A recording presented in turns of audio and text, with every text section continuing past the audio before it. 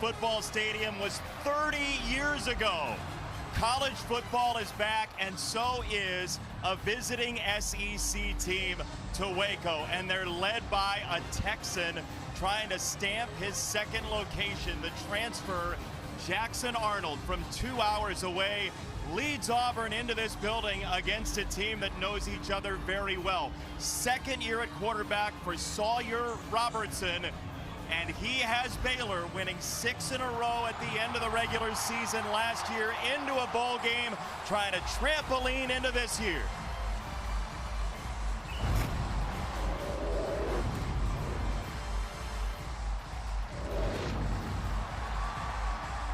Nothing beats college football. The blood is pumping. The students are ready to go. The Baylor line. It is chaos here in Waco. And we are so thrilled to join you. Jason Benetti, and look who's here. A Heisman Trophy winner has joined our team. Robert Griffin III. So great to have you. Hey, Jason, I'm proud to be here with you, Alexa, and this crew. You guys have done an amazing job. I'm happy to be a part of Fox Sports, and I couldn't ask for a better partner. It's a nice logo, right? It's a great logo. We have Alexa Landestoy downstairs, as you mentioned, but this game, we've seen turnarounds very quickly in college football recently. Arizona State is a good example on the Big 12. This is a huge game early for both these teams. Yeah, it's a huge game, and it's the first game of the year. You're throwing away all of the speculation. It will be decided tonight on the field, and don't you love that about college football? You have to. And let's, since you're here, start with the quarterbacks tonight. All right, let's get it done, guys. We got a beautiful matchup for you. You're talking about Jackson Arnold over at Auburn. This young man came in, transferred from Oklahoma. He is excited. He has the arm of a Greek god. He can make plays with his legs, and his playmaking ability is something that he can fully exploit with the surrounding cast that he has. War Eagle has very high expectations, and tonight we find out if Jackson Arnold is the quarterback they've been looking for. On the other side, for the Baylor Bears, you've got Sawyer Robertson, a Heisman Trophy candidate, a guy that some believe is one of the best quarterbacks in the country. But don't take my word for it. Let's watch the tape and show you exactly what this young man does. Complete control at the line of scrimmage. He's going to move the back to protection. He's going to get into a man beater, use his eyes to hold the safety in the middle of the field, and then airdrop a beauty to Monterey Baldwin for a touchdown. But hold on, wait a minute. You thought he was finished? I didn't. He's going to recognize man coverage. He's going to see the Mike backer come out with the back. No one's in the middle of the field, and he splits that bad boy like the Red Sea.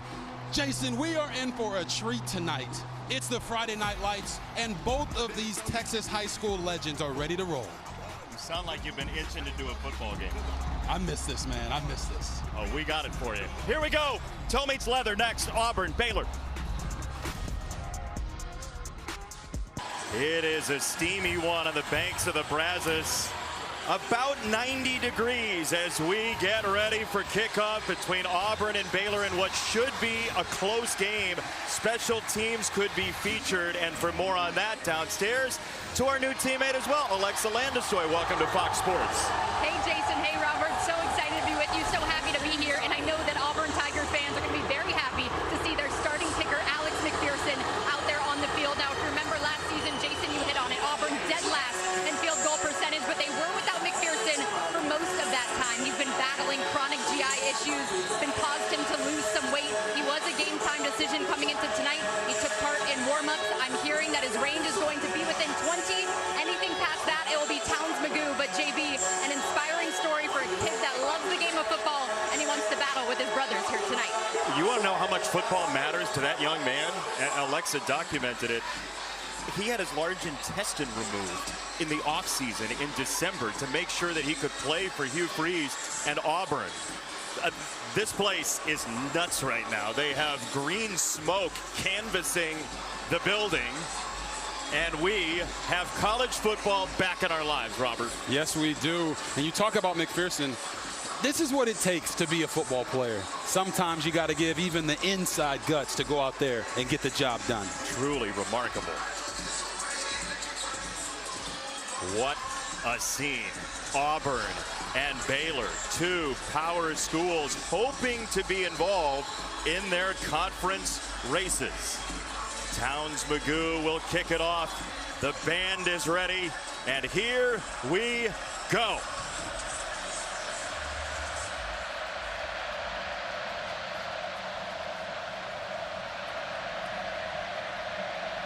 Friday night in Texas, Baylor and Auburn through the smoke. This kick finds its way into the end zone. Sawyer Robertson, who did not win the job in camp last year. DeQuan Finn did. Robertson took over a couple games into the season, and Baylor took off, RG3. Yes, this guy has waited his time. He didn't just lose the starting quarterback job once in a competition. He lost it the year before as well. And now he has positioned himself as one of the best quarterbacks in the country. What you're going to need to look for from him today is how quickly he gets the ball out and his control at the line of scrimmage. They give him complete freedom to change plays based off what he sees. Sawdog, as they call him, looks like he's ready to roll. Major familiarity with the offense. From the 25, Baylor's first play in those chrome helmets and anthracite jerseys. It's a toss just about a lateral to Bryson Washington, who's undercut by Robert Woodyard Jr. This is an offensive line that has 4 starters back. Yes, and you're looking, highlighted there is Caden Siraki. Why? Because he's got to block a guy in Keldrick Falk who might be one of the best pass rushers in the country. And Josh Cameron, who put together a breakout year last year, 10 touchdowns last season. Second down and 11. A lot of time. Robertson too hot to handle. Incomplete for Michael Trigg, the tight end. And to that Auburn defense, Keldrick Falk will ruin your night. Yes, he will. Pass rusher. He's a guy that wants to be consistently elite every single play. We'll see if he can do that today. And then, of course, you have their starting linebackers. We're going to see a lot of defensive guys play today for these Auburn Tigers. They will rotate maybe 12 defensive linemen as we have a penalty coming in. It's an SEC officiating crew. Center reacted. 5-yard penalty. 3rd down. Jason Autry with the call. Baylor did have penalty issues last year. Yeah, and whenever you're having penalties as an offense, it puts you behind the 8 ball. This is the first game of the year. All these guys are amped up. It's the first time they get to go against somebody different. You don't want to shoot yourself in the foot and constantly put yourself in bad down and distances. What do you like play call-wise here? It's 3rd and 16. 3rd and 16. Listen, we got to run a screen, maybe a run up the middle. Don't try to do anything this far backed up in your own territory. Robertson hangs in, fires over the middle. That's very close to Trigg to the line to gain. He is right there. They're going to give him the 35. It's a Baylor first down for now. You know what they said, Jason? What? We're going to run a route. We're not going to do a screen. And right here, Michael Trigg, he is a tight end. Uh-oh, we got another penalty. This might be a review here. That was very close to the line to gain, Robert, and it looked as though just naked eye he might have been a little short of the mark that they put down. We'll see what the replay review center says. They're using the SEC review center with an SEC officiating crew. Yeah, it's very, very close. They do a nice job running basically a shallow and then like a little slant behind it. In full speed, it definitely didn't look like there was any definitive information about whether he got that first down or not. Yeah, remember, the call on the field is first down, so they would need to have definitive proof, clear and convincing evidence to overturn. That call on the field is oh so important. And I know people tuned into college football tonight to hear about how important the call on the field is. That's back in our lives as well. That is an enormous pickup against DJ Durkin's defense if Baylor gets there. And boy, do they love Michael Trigg. They feel like he could have a big season for them from the tight end spot. Here's the call. Yeah, they really did. After video review, the ruling is the runner was down a half-yard short of the line to gain. It'll be 4th down. So here's the question. Dave Aranda loves going for it on 4th down. They were 19 of 31 last year on 4th down. Yes. They're going. You go for it. Yeah. Listen, your offensive line has 4 or 5 starters coming back. Your quarterback came back. You have to trust them to make the right decision here. As you can see, they're already going to go with 3 receivers to the top of your screen, making the defense have to declare what they're doing. They've got all those guys. Now the box count looks like it's in favor of Baylor. It comes down to, can your offensive line move the line of scrimmage forward so your running back has space to get the first down? They only have Atkins in the middle at that linebacker level. And this is a run straight ahead. It is a first down for Washington.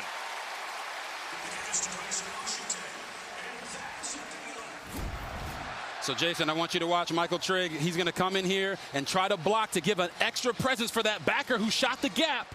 Does a nice enough job as a tight end. You don't have to be a killer in the run game. You just got to do enough to give your running back some space, and he did just that. Just be a presence, right? Robertson off the play action. He will roll. There's a chrome helmet on the ground. But that play, by the way, Robert, they did not run much motion at all last year. They were 118th in the country. But their familiarity, oh my goodness, look at that cut on Colton Price.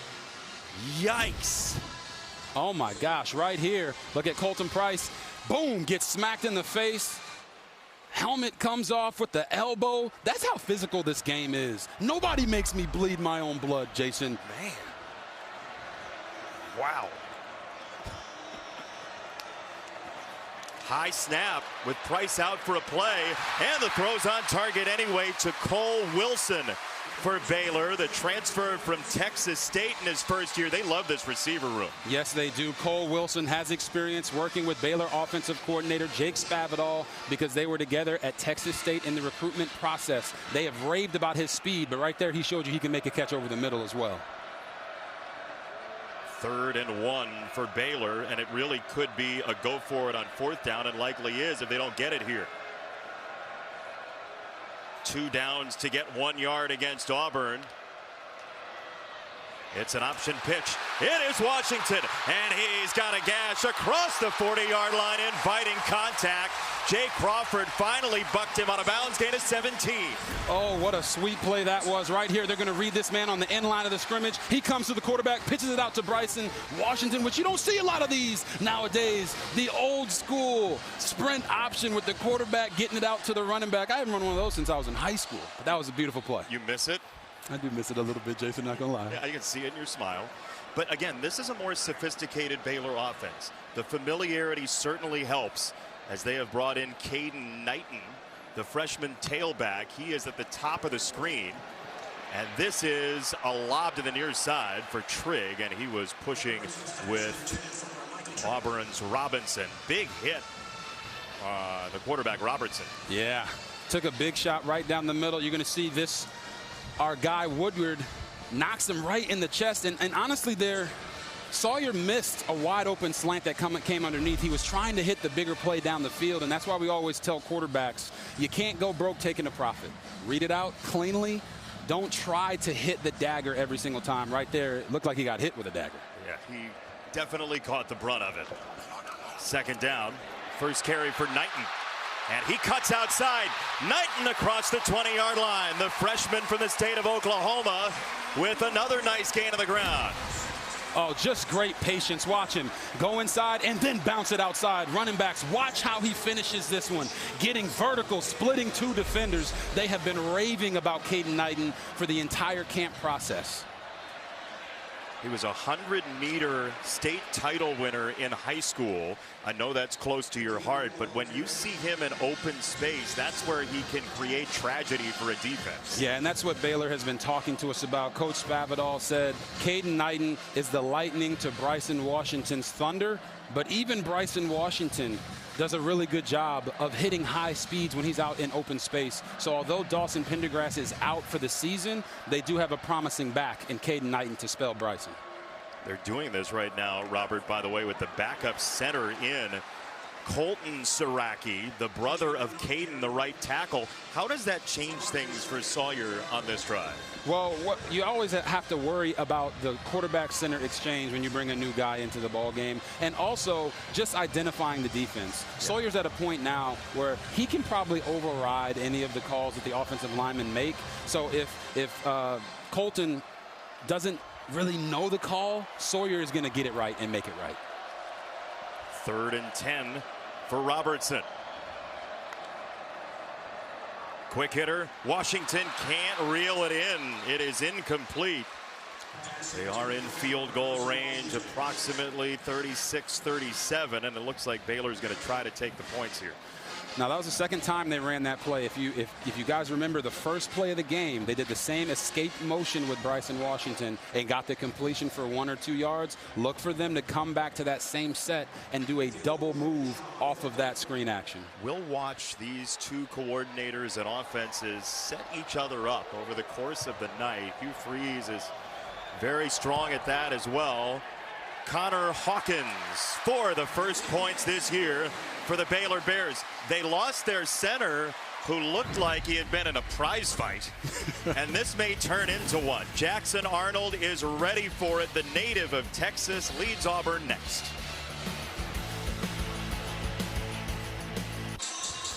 Fox College Football is sponsored by Progressive Insurance. Home and auto coverage you can count on. RG3, one thing you will learn about this crew is they will sit in the library and look at microfilm for hours and hours and hours to get footage like this. Stop motion footage of Baylor Auburn from the 70s. The first meeting was the Gator Bowl in 1954. Wow. There are YouTube highlights if you'd care to watch that. I don't think my parents were alive at that time. Just 70 years ago. First meeting between Baylor and Auburn. How about these two schools, though? Auburn, really proud organization, trying to get back on the winning track. Baylor, they had a quarterback in 2011 who won a Heisman. This goes through the end zone. And here comes the quarterback for the Auburn Tigers. Jackson Arnold, we mentioned. Denton Geyer, Wildcat. He took over as the starting quarterback there after winning the National Football Player of the Year. Eventually took over because of an injury, and the state title game was his first real experience. Highly thought of. He goes to Norman. He ends up the backup to Dylan Gabriel in 23. 5-4 as the starter last year, kind of up and down, uneven. He ends up here at Auburn, and boy, this is an offense that's loaded with weapons on the outside for him. Yeah, it's the best supporting cast he's ever had in his college career. He has all of the talent. They have to get him some easy completions early so his confidence stays high. You heard Hugh Freeze talk about that with Alexa before the game. It's a run for Damari Alston, and he is engulfed by Keaton Thomas, the highest energy player you might see this year. It's 2nd down and 10 for Arnold. 15 touchdowns last year, 1,400 passing yards. Still with so many offensive coordinators in his time with the Sooners. As it's 2nd and 10 for Arnold, and this receiving core that pops off the page. 2nd down throw. It's a quick hitter, and it's wide for Cam Coleman. It's 3rd down and 10. An early miss behind an offensive line that feels like it has 6 starters, including Connor Lew. Yes, Connor Lew is the leader of the bunch. He is a first-round draft pick at center. Then you have Eric Singleton Jr. Number 1, they're going to move him all around the formation. He really is the catalyst to get this offense to be high percentage, which they haven't been for the last few years. Been dealing with a lower body injury, but he is in the game and hoping to gut it out for the entirety of the night. 3rd down. Arnold sees the pressure, steps up, and down he goes. Matthew Fobbs White, the transfer from Tulane. They love him as a pass rusher. He gets the sack. And I know you're probably asking, where did the guy came from way outside of the picture that brought the pressure on Jackson Arnold and made him step up into the pocket. But this is why, as a rusher, you have to follow the football. Matthew Fobbs White didn't get there the first time, spun out of it, and made sure that Jackson Arnold could not get into the open field. This is something that we talked about with Matt Powledge, the defensive coordinator for Baylor. They have to contain Arnold when he pulls it down and runs. That was LeVar Thornton on the pressure, a guy who got some valuable experience last year. 39-yard punt from Hudson Cock. Baylor will have it when we come back.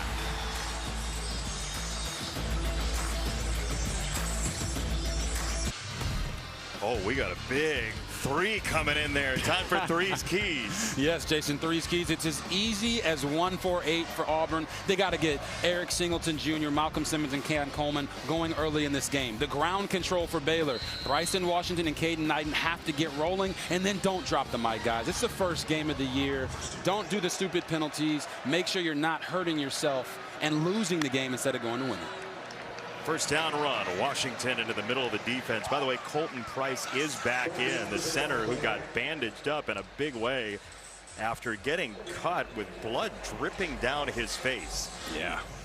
Listen, I said it before, nobody makes me bleed my own blood, but if there's one thing we do know about Colton Price is that he is the leader of that offensive line up front. So he's probably willing to fight through the blood to be out there for his guys. He's dealt with broken fingers, a sprained wrist before. Here's a deep shot down the right sideline. Cole Wilson skating inside the 15. The one-on-ones were going to be huge. Baylor hits the first one. Hey, guess what? We showed you guys this route in the pregame. It's a box fade. Cole Wilson, as they raved about his speed, stacks the defender and uses his speed to get over the top.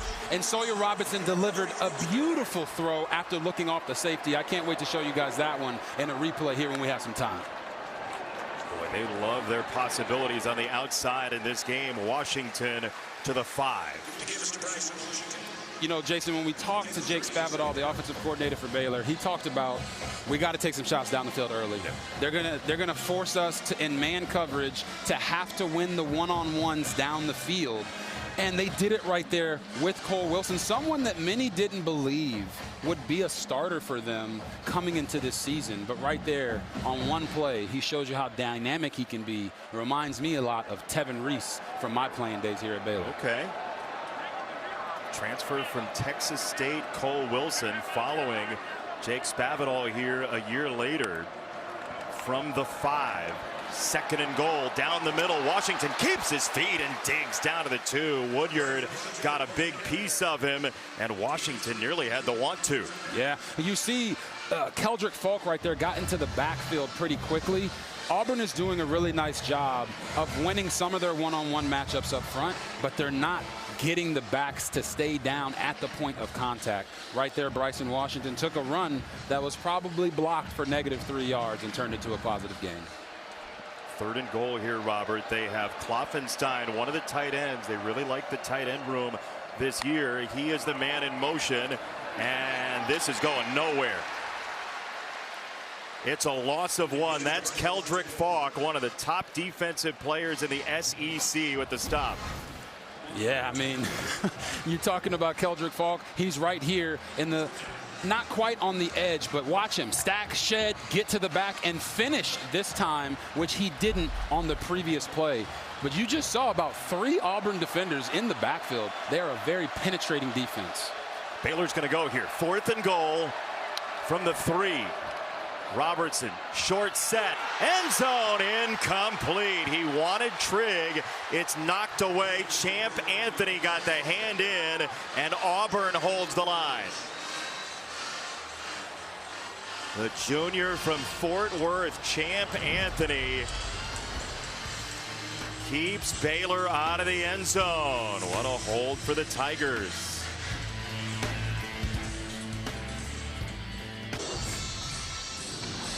Everybody at home, I want you to watch this play. They're going to run a pylon route with the outside receiver, an out route from the slot, and then you're going to have Michael Trigg running vertical. This is why football is so important. Cole Wilson in the slot is wide open. So although the offense is complaining about Michael Trigg maybe being pass interfered there by Champ Anthony, I don't think it was pass interference, just to be clear. Sawyer Robertson had an opportunity to throw a touchdown, but you could see the disappointment on Coach Spavital's face. It was there. So 10 plays in Auburn territory and 3 points for Baylor. But that's good news for Auburn, a team that has really struggled in the past year with situational football. They were under 50% in red zone touchdowns. To get a stop there is enormous. Yeah, very enormous, especially when your offense goes out there and kind of lays an egg on the first drive. You want to let them know, hey, man, we're playing complementary football. We got your back. We're going to keep you in this game. Get it right, Hugh Freeze and Jackson Arnold. Gain of 3 for Alston, and they're going to run it again. He gets to the outside, breaks a tackle, and bowls to the 19-yard line. That is a first down for Auburn, and Damari Alston, the 4th-year Auburn Tiger, out of Atlanta with a strong run.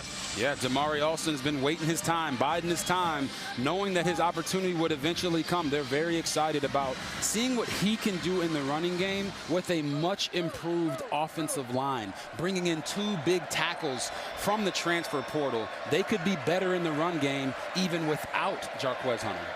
Mason Murphy from USC, Xavier Chaplin from Virginia Tech. And this is a run. It's Jackson Arnold, and he is chopped down after a short gain by Devin Bobby. But you feel like Arnold's legs are going to be important tonight. Yeah, it's one of those things of in practice, you just don't know. Hey, did he tackle the quarterback? Did he not tackle the quarterback? So Jackson's out here really getting his first real action of guys really trying to tackle him. He's got to get his legs underneath him. But right now, right there, you saw Devin Bobby, the safety from Baylor, coming and closing ground and making a tackle in open space. Baylor has to continue to be aggressive to keep Jackson Arnold in the pocket. He was a running back at age 10, he said, for a couple years. So, you know, he's got it in him. That's batted down right at the line by Cooper Lands, the senior. It is 3rd down. Maybe Freelou got in there as well. Yeah, you're going to see they're going to drop back to pass as we let this thing roll.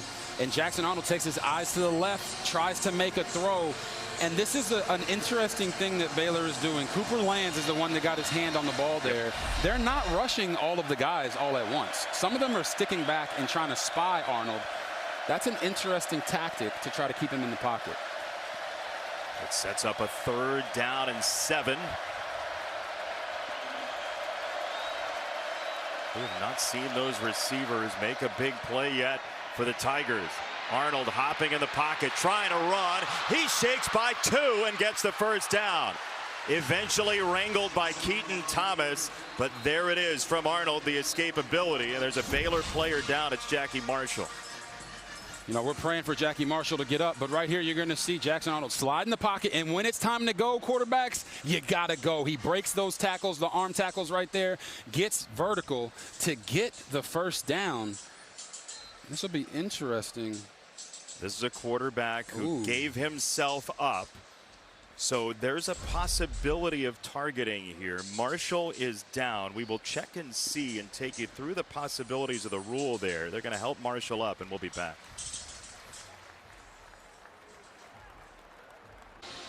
Fox College Football is sponsored by GMC. We are professional grade. 3-0 Baylor with the lead here in Waco. This is the last play. The hit on Jackson Arnold from Keaton Thomas. And no word on targeting there. So they're going to play on. We'll hear from Mike Pereira if we get a moment after the play. 1st down off the run for Arnold.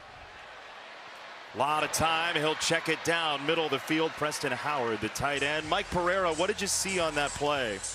Yeah, it really falls into the category of targeting because you have a defenseless player. When he starts to break down, he becomes defenseless. The question was it forcible or not? The replay didn't think it was forcible, so therefore they let it pass. Yeah, that's the question of forcible contact. Mike, can I ask you real fast, like, what do you look for to make it forcible contact in your experience? Well, I mean, you look at it at real time and in slow motion, and you want to see the head really get jarred. I mean, I would say this. When targeting first came in, this was clearly targeting. But throughout the years, they've kind of taken a looser approach to this. And so they look for more forcible contact, more flagrant type of contact. And I kind of agree. It's a little iffy. And if it's iffy, they can't confirm it, then they're going to let it go. Mike, thank you for the clarification. Mason Murphy just moved early there. Offense number 76. 5-yard penalty. Remains 1st down. Mike, is there any conversation that you can explain to the viewers at home of when the defender is already in the act of going to make the tackle before the quarterback gives himself up? Does that have any implication on the targeting or not being targeting? As you know, RG3, it's tough to play defense, and especially in this game where the quarterback is down or the runner's down when he starts to break down. So it really even makes it more difficult. But the onus is on the defensive player to recognize it unless it's really late, and I really don't think we had that here. Mike, thank you for that. I'd ask you for clarification on the false starts, but those two have been very obvious. So we'll let you go. Enjoy your dinner. Back-to-back false starts, and the Baylor crowd getting involved here. Yeah, they say the capacity is like 45,000. Feels like there's 50,000 people in here in the blackout, and they're using this home field advantage to their advantage. Jackson Arnold has to get control of the moment and get his team more locked in. Play clock winding down. He will hand it off to try to get some of the yardage back, and he is stonewalled. Jeremiah Cobb hit by Phoenix Jackson, the former walk-on at Fresno State, along with Thomas. And boy, that non-targeting is huge, so Thomas can stay in. Yeah, it is huge. And now you're sitting here in 2nd and 15. There's not many play calls for 2nd and 15. Arnold's going to try to let it rip, and he's got it. Malcolm Simmons inside the 40-yard line, gain of 26. Simple but beautiful. You're going to watch a seam throw. Token fake to the running back. Throw the seam. You don't always have to throw it all the way down the field. You just got to put it on your receiver. Beautiful job there by Jackson Arnold. Hugh Freeze in this offense leans into tempo on made first downs. It's Jeremiah Cobb bullying his way across the 30. And although they started the drive off with that 1st and 20, now you've had a big run to get the first down by Jackson Arnold, a big throw, and now he feels settled in this game as a quarterback. Hugh Freeze said to us, if I can get him to start 3 for 5, I'd be pretty happy. He'd take 2 for 4. He's one short. Now the run game now thundering forward for the Auburn Tigers. Yeah, run game is a quarterback's best friend. It allows you to know that all of the pressure isn't on you. But as we talked about with Hugh Freeze, Jackson Arnold's confidence, being a transfer from Oklahoma where he was benched the year before, for him to come out and just see the ball completed 3 to 4 times in his first 6 to 7 throws is enough to take his confidence through the stratosphere. He's now got Eric Singleton in the backfield with him, the transfer from Georgia Tech, who has not seen the ball yet. It's a run for Arnold.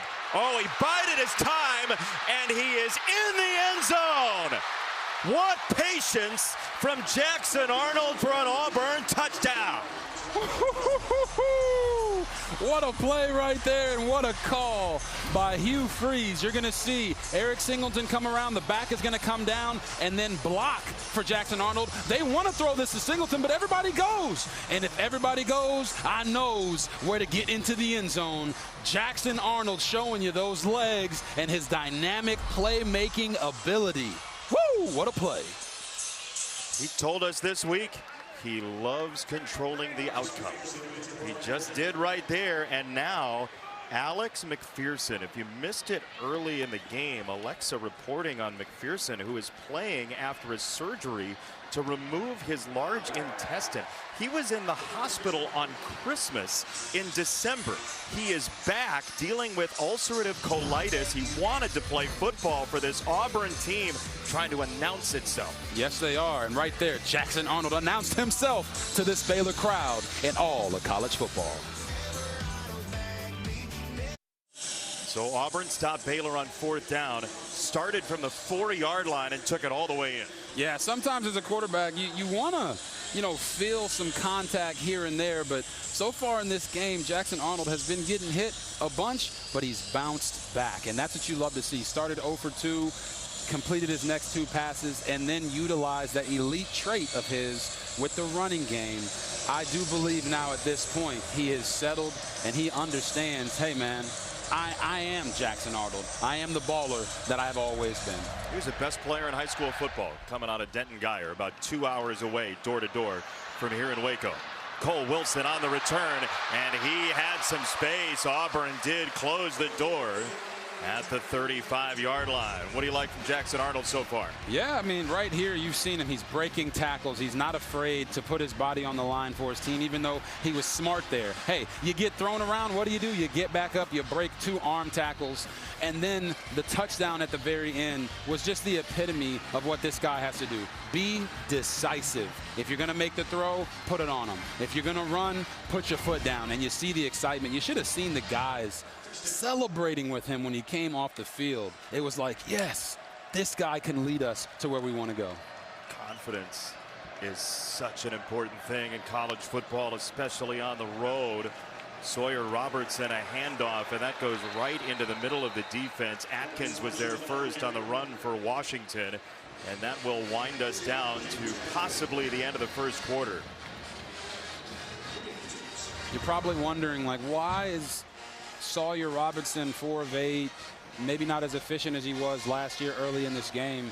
It's because Auburn is plugging all the gaps in the run game and forcing them to throw the ball down the field, which isn't the highest percentage throw. Defensive line is fearsome for Auburn, toe-to-toe with these chrome helmets. But War Eagle has the lead after one, 7-3.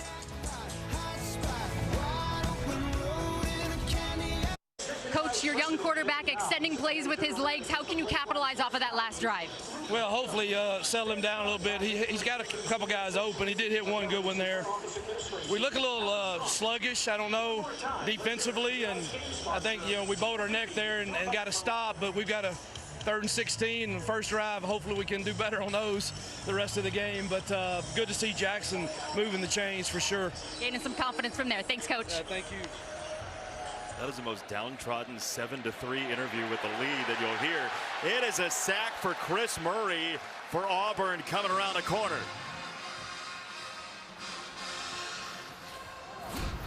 Yes, right here, Chris Murray is coming off the edge, and this is what relentless pursuit looks like. You don't win off, hey, push the lineman into the quarterback, and if he doesn't escape, go on and get you one of those sacks right there.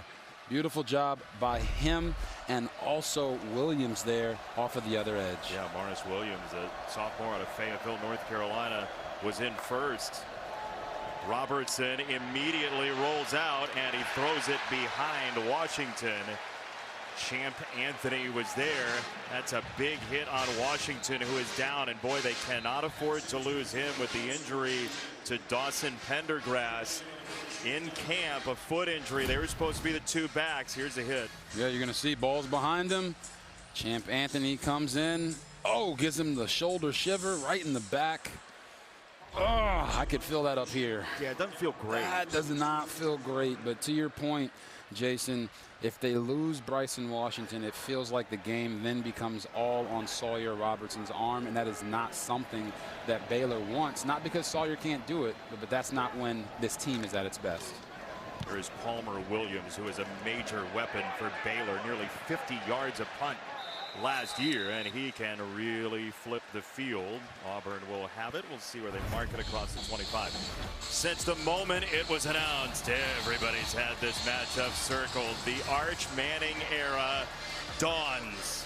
It's a playoff rematch for the ages. Texas, Ohio State, two top 3 teams on Big Noon Saturday. Coverage begins with Big Noon kickoff live from Columbus, 9 a.m. Eastern tomorrow on Fox. Your first thoughts on these two dynamite programs? Just the Heisman. I know it seems shocking to you that I would bring up the Heisman Trophy. Totally taken aback. But having Arch Manning, who's the Heisman favorite, Jeremiah Smith, who's another one of the favorites, they're going to get to show who the better team is and who's ready to ball right now. Arnold felt the pressure, drops it off. It's a line drive, and it is caught by Horatio Fields, the transfer from Wake Forest. Very reliable hands, has become a leader quickly in a gain of 8. Horatio Fields is a guy that came in from Wake Forest. No one expected him to become a starter, but he actually has become the leader of that group. Hugh Freeze raves about how he has set the tone for those young guys. They'll run it with Alston. And he has the first down. Downstairs, Alexa on the injured Jackie Marshall. Yeah, huge loss for the Baylor defense. He went out on that last Auburn drive, and he's on the Baylor sideline, shaking his head at his teammates, shaking his head to the trainers. Doesn't look like he will return. I'll wait to get more of an update, but looks like Jackie Marshall will not return for the Baylor Bears. And that is a 5th-year player, and he has been in so many ways the heart and soul of a lot of guys who've come back to make this season special. Correct. One of those guys is number 11, Keaton Thomas, who said that Jackie Marshall is the guy that he looks up to. Motion again from Singleton, springing Arnold again. Twice they've gone with the motion, twice he hasn't seen the ball, twice they've hit a big play. Yeah, I mean, you just watch the entire defense overplay the motion because they're aware of how dynamic Eric Singleton Jr. is. But right there, Jackson Arnold made his right read. Yes, the running game is working for him, but it's because he's making the right decisions, and I think that's important to point out. Also important, maybe Singleton sees it on a play later. Setup. 100% a setup. Alston in motion this time. Arnold steps up, climbing the pocket again. Jackson Arnold is free again, and he slides seamlessly and suavely for 17. Oh my goodness, he's gonna step up, go back, and then boom, shoot the gap, all with his eyes down the field. This is when the quarterback run can be the most effective, is when the guy who has the ball in his hands isn't looking to run, he's reacting to run, Jason, and that's exactly what Arnold just did. You can tell his confidence through the roof right now, can't you? Oh my Lord, he's relying on that elite trait. Now let's see if he can put it together with that elite arm that he has. Motion again from Singleton. Here he is on a touch. Boy, Hugh Freeze has layers, right? He's like a wedding cake.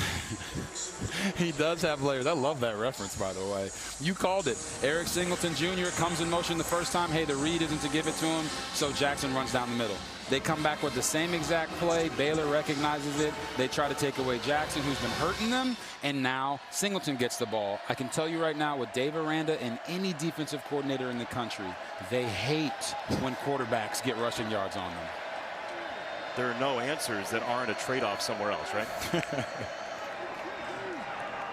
It's Alston picking his way. Another patient run, and 1st and goal for Auburn. Leaning on Baylor. He got all the way to the safety, Bobby. Yeah, you see the tough run. Watch in between. Hey, 1 cut, 2 cuts, get vertical, run through contact.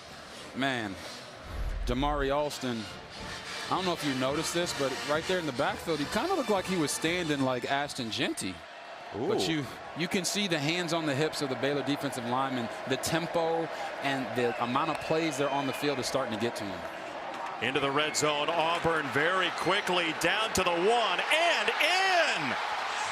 Alston stages a tractor pull for a Tiger touchdown. The red zone was such a problem last year. This is just toughness in. Yes. What a run right there, but what a blocking scheme. They're going to bring these guys across, and you're going to watch Keaton Thomas right here in the middle. He shoots the wrong gap and leaves a massive void in the middle of the defense. Sometimes being aggressive as a linebacker can play against you, and right there for Keaton Thomas, it did. Damari Alston said during the week, he's been talking to himself at home, dreaming of this stage. Big games for the Auburn Tigers after 4 straight losing seasons. Looks like they've fixed the red zone with 6 straight runs on the way in on that drive, RG3. 6 straight runs. Hey, if it's working, you don't got to go away from it. Sometimes you got to get out there and play bully ball. And right now, the Tigers are on the prowl.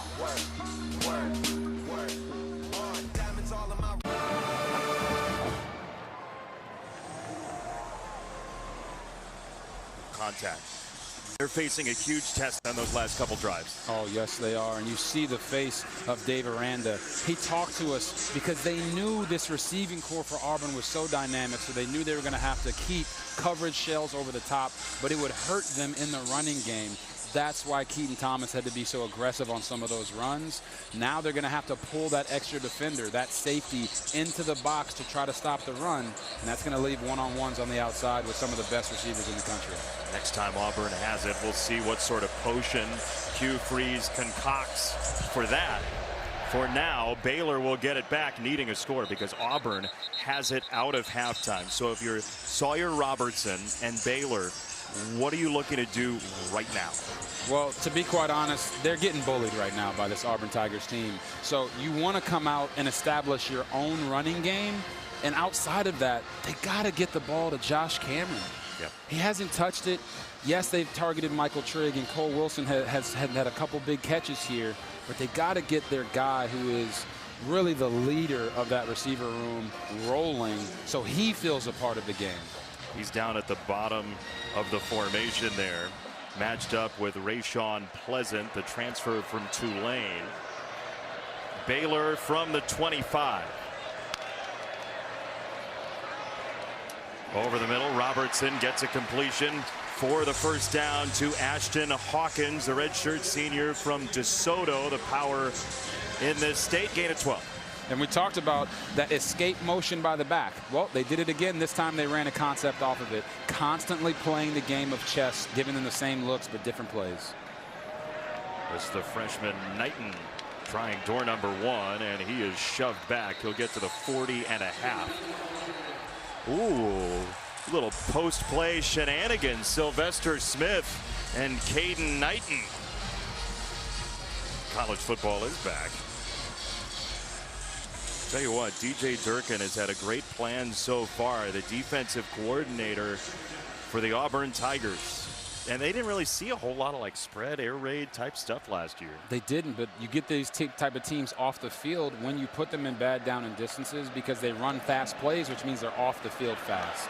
Another nice block from Trigg in motion, but it's just 3 for Knighton. Winters, the freshman safety, got in for Auburn. 3rd and 3 and maybe 2 down to get 3. 100%, Jason. I would anticipate that they're going to try to run the football once again because you have the luxury of that. You're right around midfield. They've been good on 4th downs, especially last season. So if the defense of Auburn covers down to the outside like they are right now, can you get those tough yards inside? Robertson to throw. One-on-one shot down the field. Incomplete for Lewis Brown, the 4th. The coverage from Kay and Lee, and these corners are pretty talented. Look at Kay and Lee. He has his eyes on one person, and it's Lewis Brown, the 4th. Gets his eyes back. Yeah, there's some hand fighting there, but at the end of the day, that is not a penalty. Sawyer needed to put that ball a little bit closer to the receiver, but this is what happens when you take shots. On 3rd and short, it puts you in a situation where on 4th and 3, you don't really have that same run pass option. An early gotta have it for Baylor. 8:50 in the 2nd. Hawkins in motion. Robertson feeling the heat, rolling to his right. Got to throw. There's a marker and it's incomplete for now. Auburn gets a stop. Normally when you see those flags or the quarterback breaking the pocket, it's holding on the offense, and I think that's going to be holding on Colton Price. Holding, offense number 72. That penalty is declined. Result of play is a first down, Auburn. Big counter punch by the Tigers. Colton Price is right here in the middle of your screen. Watch Sawyer Robertson look to the left, step up to the right, and as soon as he exits, you see that jersey pull. Refs are alerted to see that. It lets them know that that was a hold by the offense. It's a problem with scrambling quarterbacks. The offensive lineman just has to let him go. That was Jordan Crawford that created that penalty. We saw Winters, the freshman from the state of Alabama, with coverage earlier. We see the freshman Crawford there. Auburn really believes in these young guys, and that's part of the rotation idea. If you're looking forward in the SEC season for an Auburn team that's trying to climb the hill, those freshmen are going to be a big part of it. 100%, JB. They talked to us in the meetings this week, whether it was DJ Durkin or even Hugh Freeze. They talked to us about how they're going to play about 9,000 people on defense because they believe in this young freshman class. But the reason that it's been able to set them apart is because of their upperclassmen don't have any selfishness about them. They understand they need these young guys over the long haul of this season when injuries happen, so they're supporting each other through all of this, and that's what makes a great team. Can I double back to one thing you said a moment ago? Why do you running quarterbacks make it so difficult for the offensive linemen? It's a blessing and a curse, right? We can get the offensive linemen out of certain situations when they get beat. We can make them look good, but we can also make them look bad. And I think it's just that balancing act of knowing, hey, if the D lineman is trying to escape backwards or to the side, usually that means the quarterback is coming. Run your feet. We always talk about run your feet with those hands inside as an offensive lineman instead of reaching and grabbing. 8:43 here in the first half. You said off the top in Three's keys, don't drop the mic. Yeah. Don't make mistakes. They settled for a field goal, Baylor did. Stopped on downs a couple of times. No turnovers to speak of, but turnovers on downs are pretty much the same. Exactly. And listen, it's 14-3. They still have an opportunity to be in this game, but now you're going to need your defense to step up big because Auburn also gets the ball after the half. Cobb, the tailback. Skating across the 40-yard line. There's Keaton Thomas again. And talking to that young man over the course of the week, we spent about 20 minutes with him. I mean, he is obsessed with football. He is obsessed. And I know the one thing that you love is the fact that this guy was talking about his time in JUCO and how he was looking at the wall and he was one step away from never playing football again and one step away from changing his life forever. He has changed his life forever, and that's why I think he loves this game so much. He's been the guy now with the green dot on that defense. The communicator is Singleton's got another run, and you see the weaponry and the versatility of it on a first down for Auburn. And for Singleton, when you watch his tape, he just moves at a different speed than everybody else. And he's not even 100%. But look at the fighting that's going. Oh, hey man, that man should be in Hollywood. Did you see that? You don't think that was real? It was real fake. It's Preston Howard. Kendrick Simpkins entangled with him. Motion from Simmons. Arnold loads it up down the field. Got his man Coleman. Cam Coleman high points it, gain of 23, first and goal. I told you guys, whenever they start running the football effectively, you got to bring that extra defender. Coleman is going to go here, push vertical, and then get across the formation. Watch how many guys he runs by because of that man coverage. Great air on the ball right there by Jackson Arnold, giving Cam Coleman an opportunity to adjust to the throw. Right now, Hugh Freeze is in his bag. Yeah, he is. He is in his bag as a play caller, and Jackson Arnold is certainly feeling himself. That's why you get wide receivers who go to basketball state title games, like Cam Coleman. And he can go get you a rebound. It's another throw. He wants Coleman, who tried to one-hand rip it. LeVar Thornton was stapled to him, second down. Yeah, just a nice token fake from the quarterback. And watch Cam Coleman press, get outside, get his eyes back, knowing the back shoulder is coming. And right there, he went for the highlight reel catch. He tried to be OBJ. He could have got both hands back, but for Jackson as a quarterback, take a little bit of mustard off of that. Okay, too much mustard on that. How much off? You know, it's like one squeeze, two squeezes? He had like 5 squeezes right there. He needed to go to 2, 100%. Second and goal, we'll see if he adjusts. Cobb is the tailback, and he runs straight ahead for nothing. Third and goal. And this is where Hugh Freeze goes into the transfer portal. He said to us, like, I got Singleton in part. We asked him, red zone stuff, part of the reason you go get a receiver like that? He said, sure. We need to be better in the red zone. And you see the first one is a shot to Coleman. Yeah, he honestly told us, I might take 3 shots in a row to Coleman. That's right. Because these are opportunities for these wide receivers to win those one-on-one matchups. And right now, Baylor's giving them that one-on-one once again with Tevin Williams in press coverage and nobody over the top. So do they take another shot here? Or are they also thinking 4-down territory and maybe they get a run in? There is Singleton in motion. It's a rollout. It's a throw for Frazier, the tight end. Now with that play call, let's see if they do go ahead, especially getting the ball on a halftime and try to punch this thing in. 100%. Your quarterback is feeling good on the move. So they put him on the move and get a nice, easy completion. But right here, I do believe this is the right decision for Hugh Freeze. Take the points. Your offense is rolling. Don't give Baylor an opportunity to feel like they've gained some momentum by stopping you by going for it on 4th and goal. The counter to that is you do allow them to stay in a 2-possession game. That's true. Field goal is good for McPherson. What a day for him. 17-3. McPherson makes it a 14-point lead.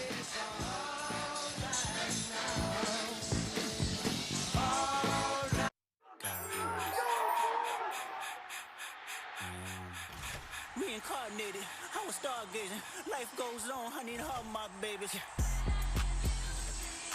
When was your first Heisman pose that year?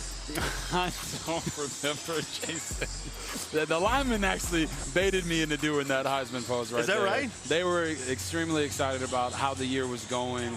And Cam Caulfield, shout out to my guy. He made me do that Heisman pose because I couldn't leave him. What did he do to make you do it? We just had talked about it all week. Hey, man, you going to do a pose? I was like, no, we're going to just focus on the game. He looked at me in the eyes after that score, and he hit the Heisman. I said, well, I got to hit it with you. I love it. Cole Wilson will let it go into the end zone. Hey, it is so great to have you in this booth. Back in college football, back on television. Fox welcomes you. We welcome you. It is an absolute pleasure. Jason, you've been phenomenal. You're hilarious. You're extremely intelligent. I think me and Alexa can both agree that this was a dream pairing for us to be working with you. And being back in college football, you just miss this. You miss the atmosphere. You miss the pageantry. So I hope people can hear it in my voice. I'm super excited to be back and call these games and tell these player stories. It is so great to have you. Thank you for the encouragement. Now I actually have to be funny, which is a problem. Baylor needs a score. Down 2 touchdowns. This is over the middle. The intermediate stuff to Wilson. He shakes by 1. He's got the 40, and he tight ropes all the way across the 41-yard line. Just a nice job here by Sawyer Robinson, bringing the motion, snapping it while Cole Wilson was still on the move, and he's having himself a day already with 83 yards receiving on 3 catches. Washington squeezes through, and Washington picks up a 7-10 split that ended with the 8-pin Caleb Harris first down. Jason, all it takes is one. That is Baylor's motto right now. All it takes is one guy to make a play. Be the guy that makes that play and show everybody that it's possible. It's been Cole Wilson today, and now Bryson Washington gets him going. It's a screen. It's Wilson again. Cole Wilson has a nice chunk, 7.5 on first down. Baylor is cooking really for the first time. Yeah, and Jake Spavital is saying, you know what, I got one guy on the field right now that I know is making plays. I'm going to keep feeding him. Let's keep going that way. And Sawyer's doing a good job getting him the ball. Right back there, Wilson again. You asked Sawyer Robertson during our meeting with him, like, how do you handle it? You got all these weapons. And he said, hot hand. Yes. And you have to think about it from a quarterback's perspective. I got one-on-ones, I got screens, I got decisions to make. Who is making plays on the field right now? They have identified that as Cole Wilson, and Sawyer is getting to plays to make sure that he continually touches the ball. Now Wilson with the motion behind Robertson. Fake it there, throw it this way into traffic, and Trigg at the sideline. Oh boy, dangerous throw. Yeah, that was a dangerous throw. You see all these sweeping ghost motions behind the quarterback, and watch how close this is. Champ Anthony almost gets it. Trigg, yes, he gets hit right there, but Jaquez Robinson knocks the ball out. But for receivers, we always say, if it touches your hands or your body, you got to come down with it. Well, you all say that. They don't necessarily say that. Here's a run for Washington, and he'll pick up 2. It'll be 3rd down and 8 with 4 minutes to go in the second quarter. It's funny you say that because they really don't. I know. The receivers don't say that, but they honor us by doing the push-ups if they drop it. Our job is to get them a better ball so they're not getting run over by the defense. What's a good ball here from Sawyer Robertson and a good call from Spavital? I like this one-on-one matchup down here to the bottom of your screen with Josh Cameron. Find a way to get him the ball, switch release. He has not seen the ball yet today. He'll go the other way. High in the air, knocked around, and incomplete. He wanted Ashton Hawkins, that straighter, the transfer from Miami, Ohio. And boy, the depth of this Auburn secondary really showing itself. Now, 4th and 9. You going? 4th and 9. Down 14, 2 scores. You bet your sweetheart marks I am. I'm going for it right here. Why? Baylor, you have to show trust in your quarterback and your playmakers at wide receiver. Look for Sawyer Robinson's legs to be a factor here as well if Auburn does cover down. Cameron down there with Crawford, maybe Auburn's best corner. Up high, Robertson got a free runner, touchdown! Kobe Prentice, 33 yards. He played against Auburn in 3 Iron Bowls, and he burns them on 4th down with a Big 12 team. This is very simple. He's going to run at the backer and then get vertical right down the seam. All of these defenders have their eyes on the quarterback as if he's going to run. They must have been listening to me up in the booth. And Kobe Prentice wide open for 6. Talk about a swing of momentum for the Baylor Bears.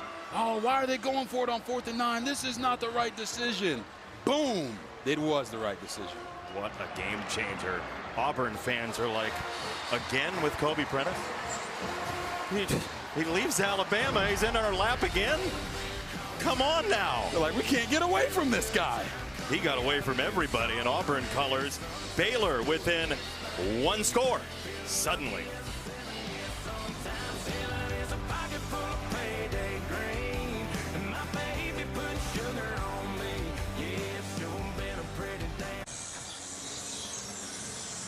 Sawyer Robertson and the Baylor offense into the end zone on 4th down and 8. By the way, if you hear us saying his name and you're like, why are you stressing the zone? His parents love Sawyer, not Sawyer. Yeah. Sawyer. Sawyer Robertson. We say it right for his parents. He says, Mom can't watch the games. Dad sits at the very top of the stadium with AirPods in. So here we go. His mama call him Sawyer, so I'm going to call him Sawyer. That's exactly right.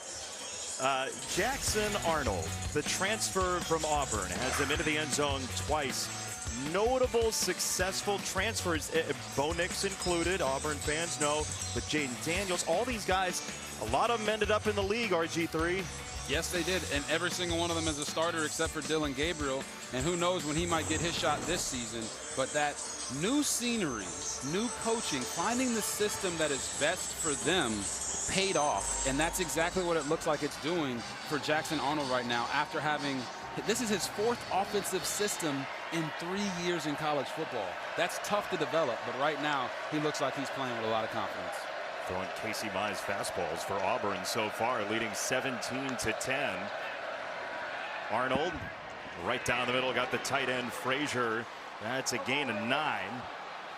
And oh boy, post play, big scramble for it. Let's see, the ball was loose. We'll see what the officials say as they unpack it. Baylor has the football. The question is this a recovery of a fumble for Phoenix Jackson? Hugh Freeze is like, what is going on? Did anybody blow a whistle? That's what Hugh Freeze wants to know. Yeah, for the first couple looks, it looks like it was caused by the ground, and the ground can't cause a fumble. Really on the field, it's a completed pass that was fumbled by the receiver, recovered by the defense. First down. Wow, it is Baylor football. Auburn -9 in turnover margin last year. We'll see if this stands. And now we got to check and see if he was down before the ball came out. So look at the knee, look at the ball. He's down, guys. That is definitely going to get overturned. Like I said before, the ground can't cause a fumble. As soon as that knee touches the ground, play is over. So a little premature celebration there by the Baylor sideline. But A fumble recovered by the defense is under video review. Timeout. Yeah, if that knee is down, ankle is one thing, but if the knee is down, the leg proper is down, you are down. Yeah, and you see, he goes here, he covers with 2 hands like you're coached to do. They try to knock it out. But right there, knee is down, elbow goes down, then the ball comes out. It'll be Auburn ball. And again, we would say the ball can move very slightly. It didn't even move. Mike, what do you see here? I think that it's so good to have Robert here that he's already on top of things with us. So he's absolutely right. To me, the knee is down. He's got control, and that's the issue. As you'll see here, the knee's down. You see the laces of the ball, there's no movement at all, and it doesn't pop until that elbow hits. So he's down. To me, it's going to be reversed to the runner being down. It's going to be 2nd and 1, and Auburn will retain the ball. After video review, the runner was down with possession of the ball at the 34-yard line. It's 2nd down, Auburn. Well done. Well officiated. Auburn will keep it, and Phoenix Jackson won't have that enormous turnover for Baylor. You know, it's kind of funny. When we were talking to the defensive coordinator for Auburn, DJ Durkin, he said something that kind of really resonated with me for all offenses and all defenses. Turnovers is a mindset. Yeah. Right there, Baylor tried to make a special play to do a takeaway as opposed to it being a turnover, which is something that the offense just kind of gives to you. Baylor has to keep that mindset. It's a run for Alston, and he navigates through traffic again. He gets dumped by one leg. Tyler Turner with the hit, but DJ Durkin, the way he said it, was like, we have to actively try to get the football, make plays on the ball, and Baylor did there. Yeah, it's like on offense, the only way you can score is if you're trying to score. So on defense, your mindset has to be the only way that we can get takeaways and turnovers is if we're trying to get shots on the ball, making a play on the ball when it's in the air in the secondary, punching the ball out when we're on defense going to tackle the runner. And I know Baylor's on defense right now, but it really applies to all defensive philosophy. Simmons, the motion man. Arnold has time. Now the pocket collapses. He is flushed, and he will run out of bounds. Interesting, Auburn taking some time before the snap there, maybe trying to play keep away with Baylor, who does have 3 timeouts. Both teams do. Yeah, if you're Hugh Freeze, you're saying to yourself, my team is rolling. Yes, we're utilizing tempo, but if you guys at home can recognize the tempo between Auburn and Baylor isn't the same, and we'll talk more about that when we get back. After the 2-minute timeout, you saw Auburn 22 run plays so far to a 17-10 lead in Waco.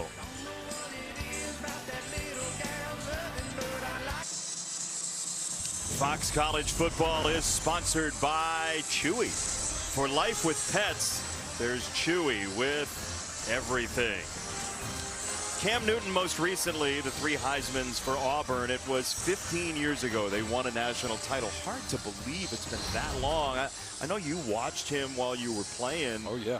You talk about QB power. Yes. Oof. One of the most dynamic players in college football history. Took Auburn to that national championship. When he ran those powers, I don't think anybody wanted to tackle him. Second down. Here is Arnold. Quarterback run for Auburn. To the outside and a first down. And a marker comes in late, very late. Back at the 47. It's a gain of 15 if it sticks.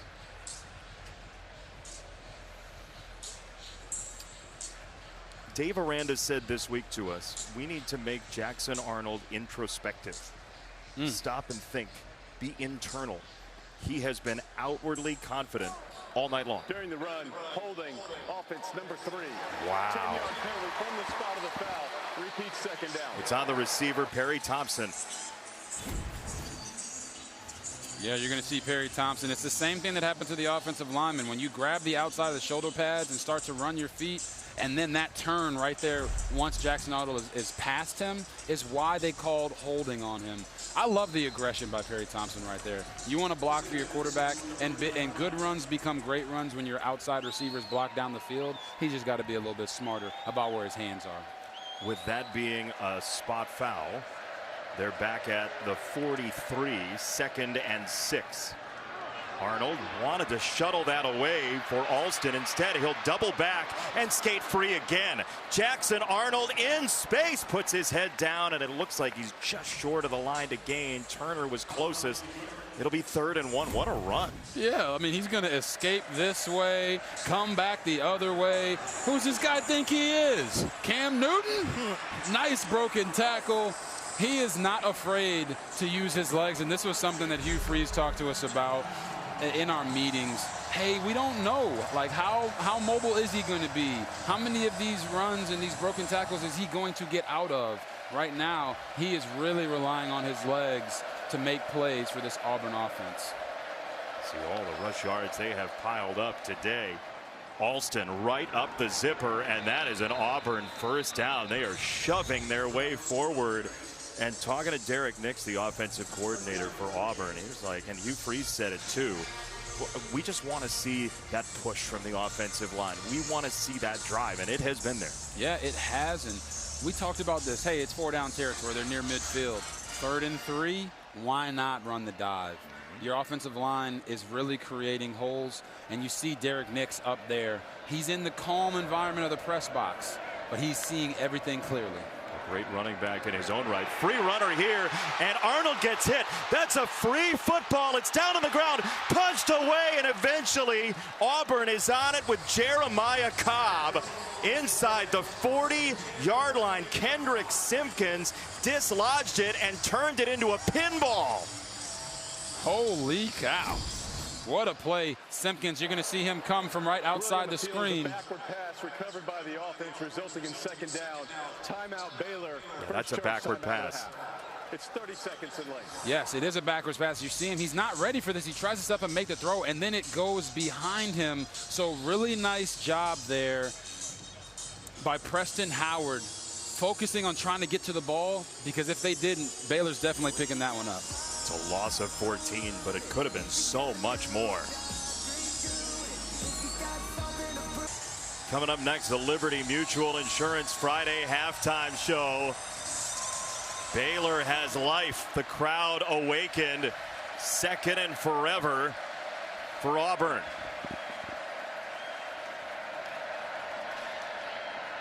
Arnold, another free runner. He gets away from Jackson. He rolls and throws it out of bounds. Discretion, the better part of valor. No grounding. It got back to the line of scrimmage and beyond, but there's Jackson again. Yeah, right here. It's coming right down the middle of your screen. There's going to be a huge void. And listen, Phoenix Jackson, they said they're going to blitz him a lot, and he's going to play a lot. They are forcing Jackson Arnold to run for his life on almost every single play. It has worked for Auburn so far, but at some point you wonder, is it going to start to wear down the quarterback if every time he drops back, he has a defender, a free defender right in his face? It is very hot here. Fatigue could be a factor for both teams as we go down the stretch of this game. Baylor has 2 timeouts, and Auburn will bleed one of those dry. It's a tackle by Thornton on third down. We'll see as Dave Aranda calls the timeout. 47 seconds to go in the first half. We'll step aside, back in a moment. Baylor should get it back after this. Dave Aranda lives on the margins on fourth down calls and creating opportunity for his team. Yes, he does, man. He did that tonight. 4th and 9 touchdown. He's making, I wouldn't say risky calls, but calculated risk in moments that he knows that the quarterback is not ready for. There's a flag down on this punt. Cameron back to receive it with a man at his feet, and he's crowded out. That is going to be kick-catch interference against the Auburn Tigers. There are 2 flags down on the play. It was the long snapper, Reed Hughes, who was in his personal bubble.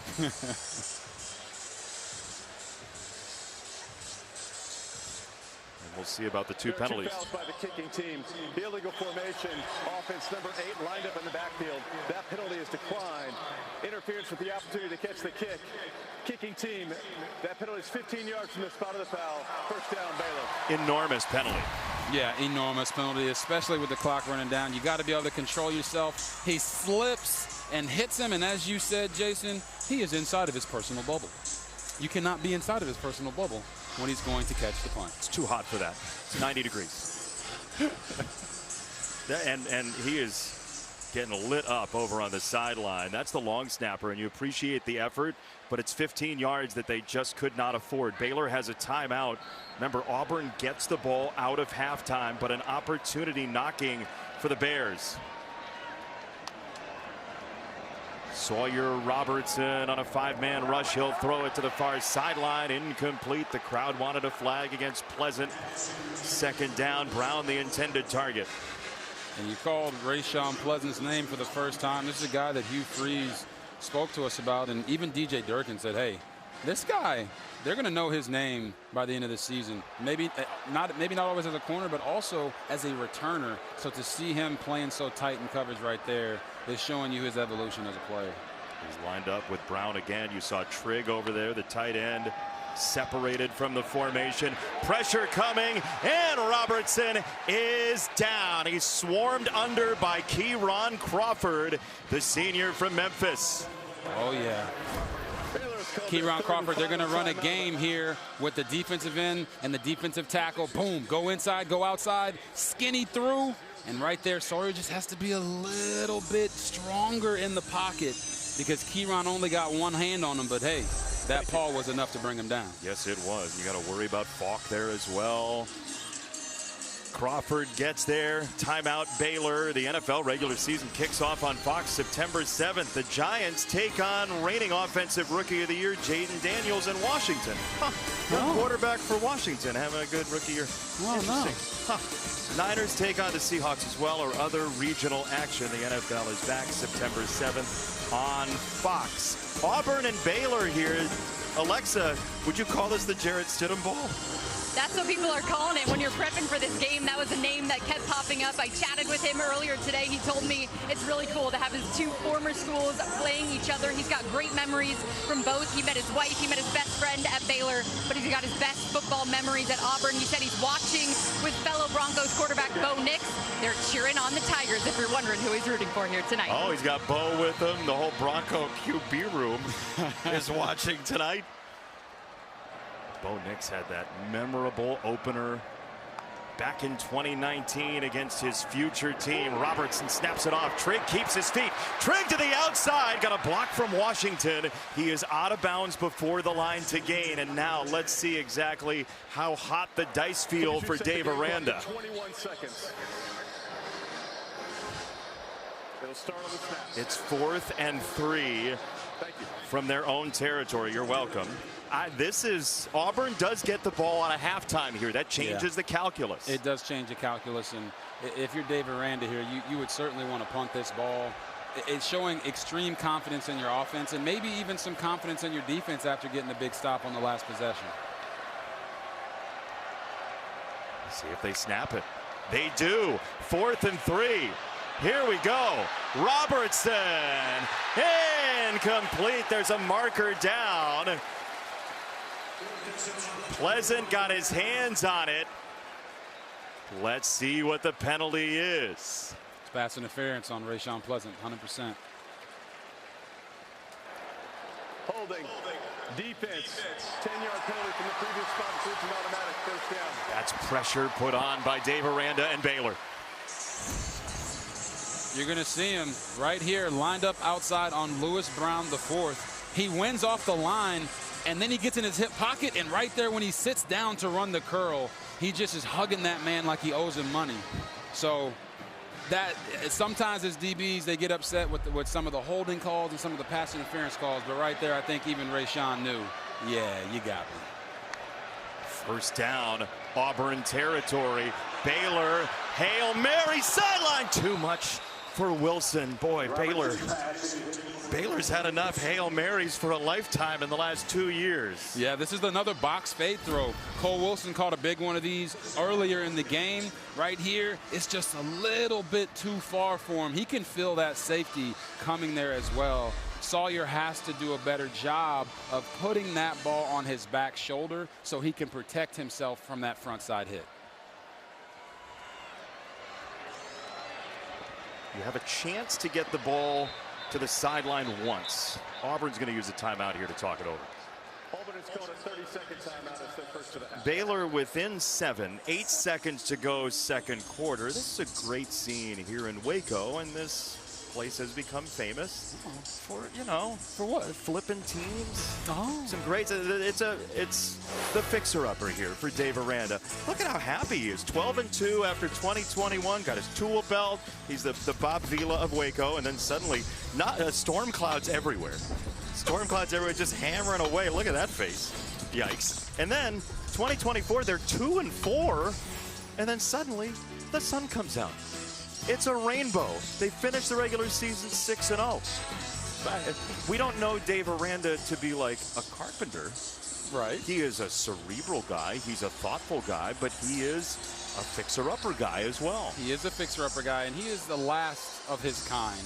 He told me in our meetings that the songs, what he listens to before the game is the movie soundtrack to the last of the Mohicans. Amazing. So I don't think I've ever seen him smile like that in real life. No, that's right. Yeah. It takes evidently some work with your hands.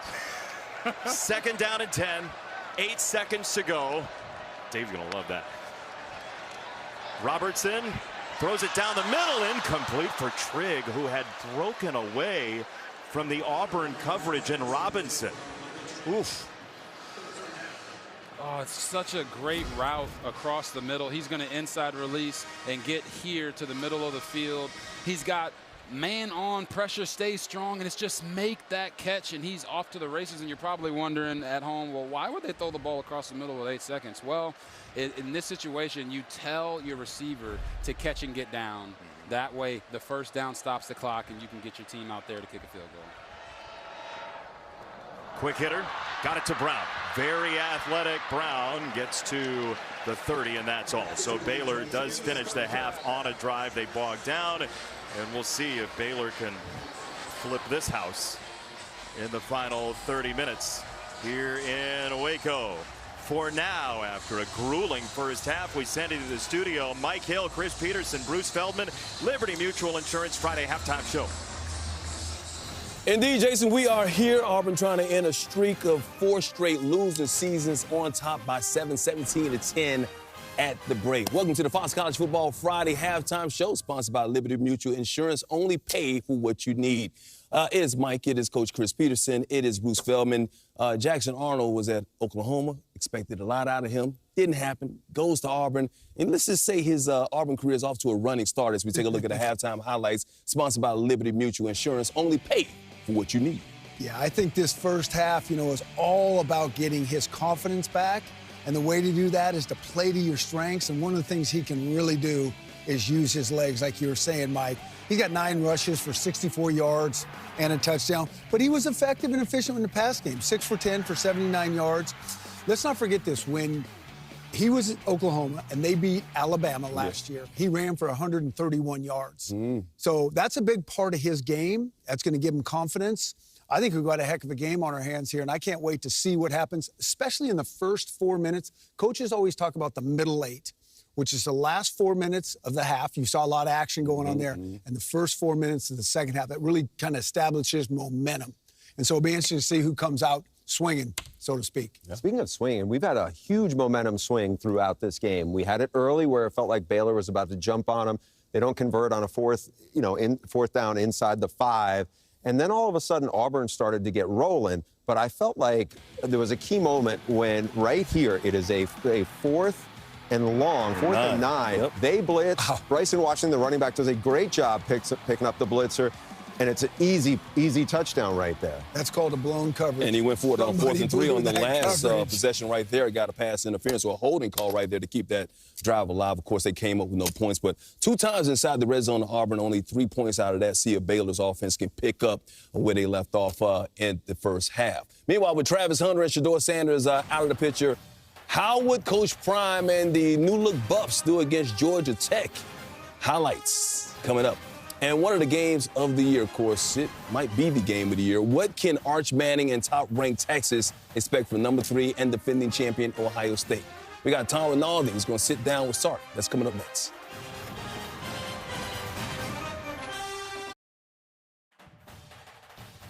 Welcome back to the Fox College Football Friday Halftime Show, sponsored by Liberty Mutual Insurance. Only pay for what you need. Fellas, you may have heard one of the biggest games of the year is going to take place tomorrow in Columbus. It's where Big Noon Kickoff will be for top-ranked Texas against number 3 and defending champion Ohio State. Our Tom Rinaldi sat down with Longhorns head coach Steve Sarkisian. Arch Manning. The hype on this guy's second to none. Everyone's got a take on Arch Manning. All of the tools for him to become an elite quarterback are there. I don't think another quarterback has had this much hype at the University of Texas. How do you coach a player with the scrutiny and expectation that Arch Manning carries into his first season as the full-time starter? Part of it, I would say, unfair. I would say that. Why? Because how do we know? The guys had, 2 career starts.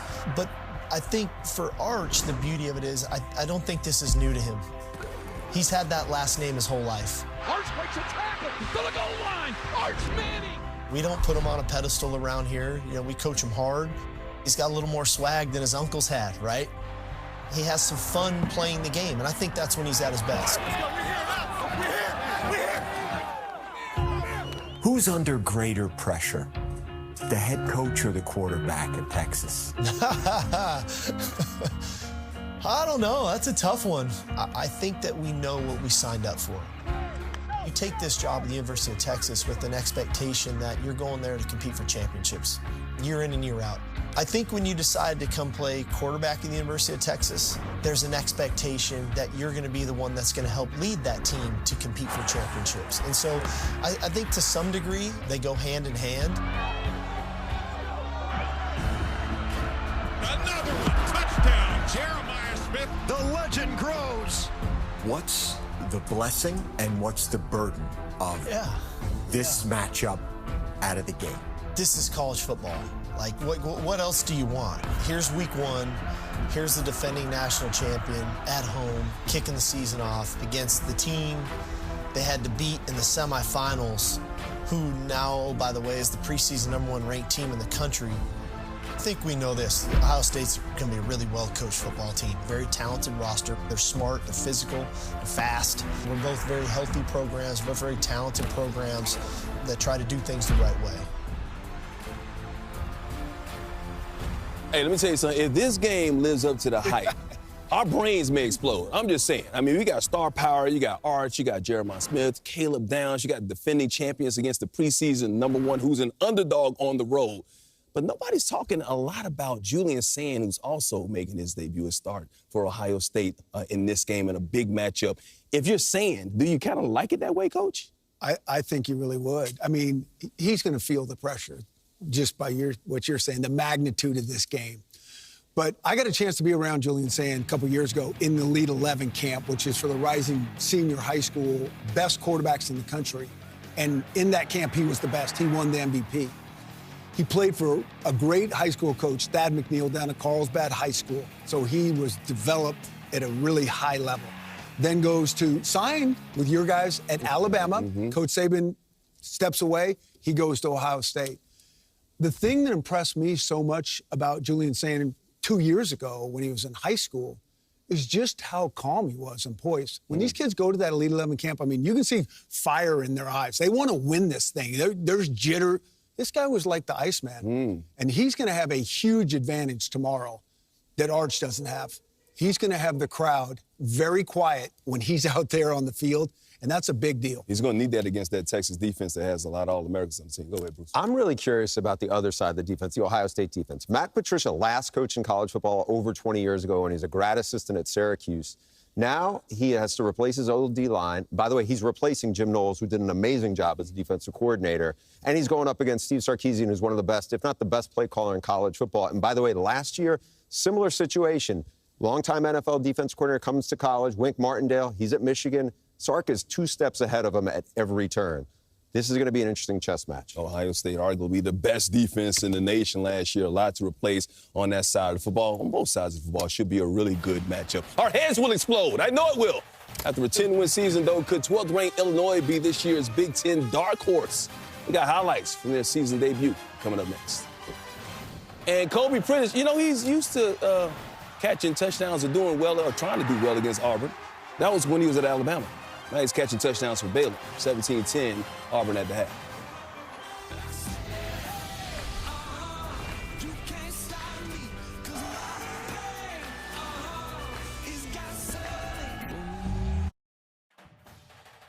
Welcome back to the Fox College Football Friday Halftime Show, sponsored by Liberty Mutual Insurance. Only pay for what you need. Coach Pete, Bruce Feldman, Mike Hill at the half. Auburn up 17-10 over Baylor. Second half coming up momentarily. With Travis Hunter and Shedeur Sanders off to the NFL, will Colorado take a step back this year? That's the big question. Coach Prime ready to go, hosting Georgia Tech. Happy to see him healthy. Shedeur Sanders, Travis Hunter in the NFL. Georgia Tech had some turnover issues early on. Always happens early, the sins, self-inflicted negatives. Yes, they had 3 sins early on. Only led to 7 points, though, for Colorado. Here it is. Caden Salter, the new quarterback, taking over for Shedeur there. Finds the Kalen Taylor for the 7-yard grab. It's 7-0. He's mostly known as a runner, but he did throw 40 touchdown passes at Liberty 2 years ago. Well, he's being outplayed right now by Haynes King. King runs it in for the 4-yard touchdown. They're up 13-10, third quarter just started. Illinois coming off its first 10-win season since 2001, starting with Western Illinois. And this is an Illinois team you really like, Coach. They got a lot of guys back. I think they got good confidence in them. You can tell they're playing at a high level. We got an alignment problem here, I think, on the defense. Too many dudes to the right. And Illinois is just too good. That's it. 16 returning starters, including Altmaier there. Luke, his first name, throwing the ball to Boyd right there, 13-yard touchdown. All Illinois in this one, 38-0 third quarter. Western Michigan, Michigan State, this game over on FS1. Look at the push here, Bruce. That offensive line, that's what you like to see, huh? Yeah, Jim Mahalchik was a big get for your guy Jonathan Smith, and I feel like they've gotten a lot better up front. Big season for Smith, right, Bruce? It is, and he needs this guy. Aiden Child is super talented. He's got a big arm. He can run. Just needs to make better decisions. 23-0. Kansas Wagner. We saw Kansas last week on FS1 take on Fresno State. To keep this guy healthy, they may make some noise in the Big 12. Speaking of big arm, that is, who doesn't love the deep ball? And he's playing with a lot of confidence. We talked about this the other day. Had a big offseason working with Jordan Palmer, private quarterback coach, to find a lot of stuff. Looking good. And Jalen Daniels there, but here it is, Tarleton and Army. And Tarleton giving Army all they can handle. Victor Gabales finds Dawson Hearn tied at 24, 11 seconds left. Saints score. Dawson Jones, 43-yard field goal is no good in overtime. Still tied 27-27. Jackson Arnold, there's Arnold Jackson from Different Strokes. What you talking about, Bruce? Jackson Arnold doing it with his arm and his leg. 17-10 at the half.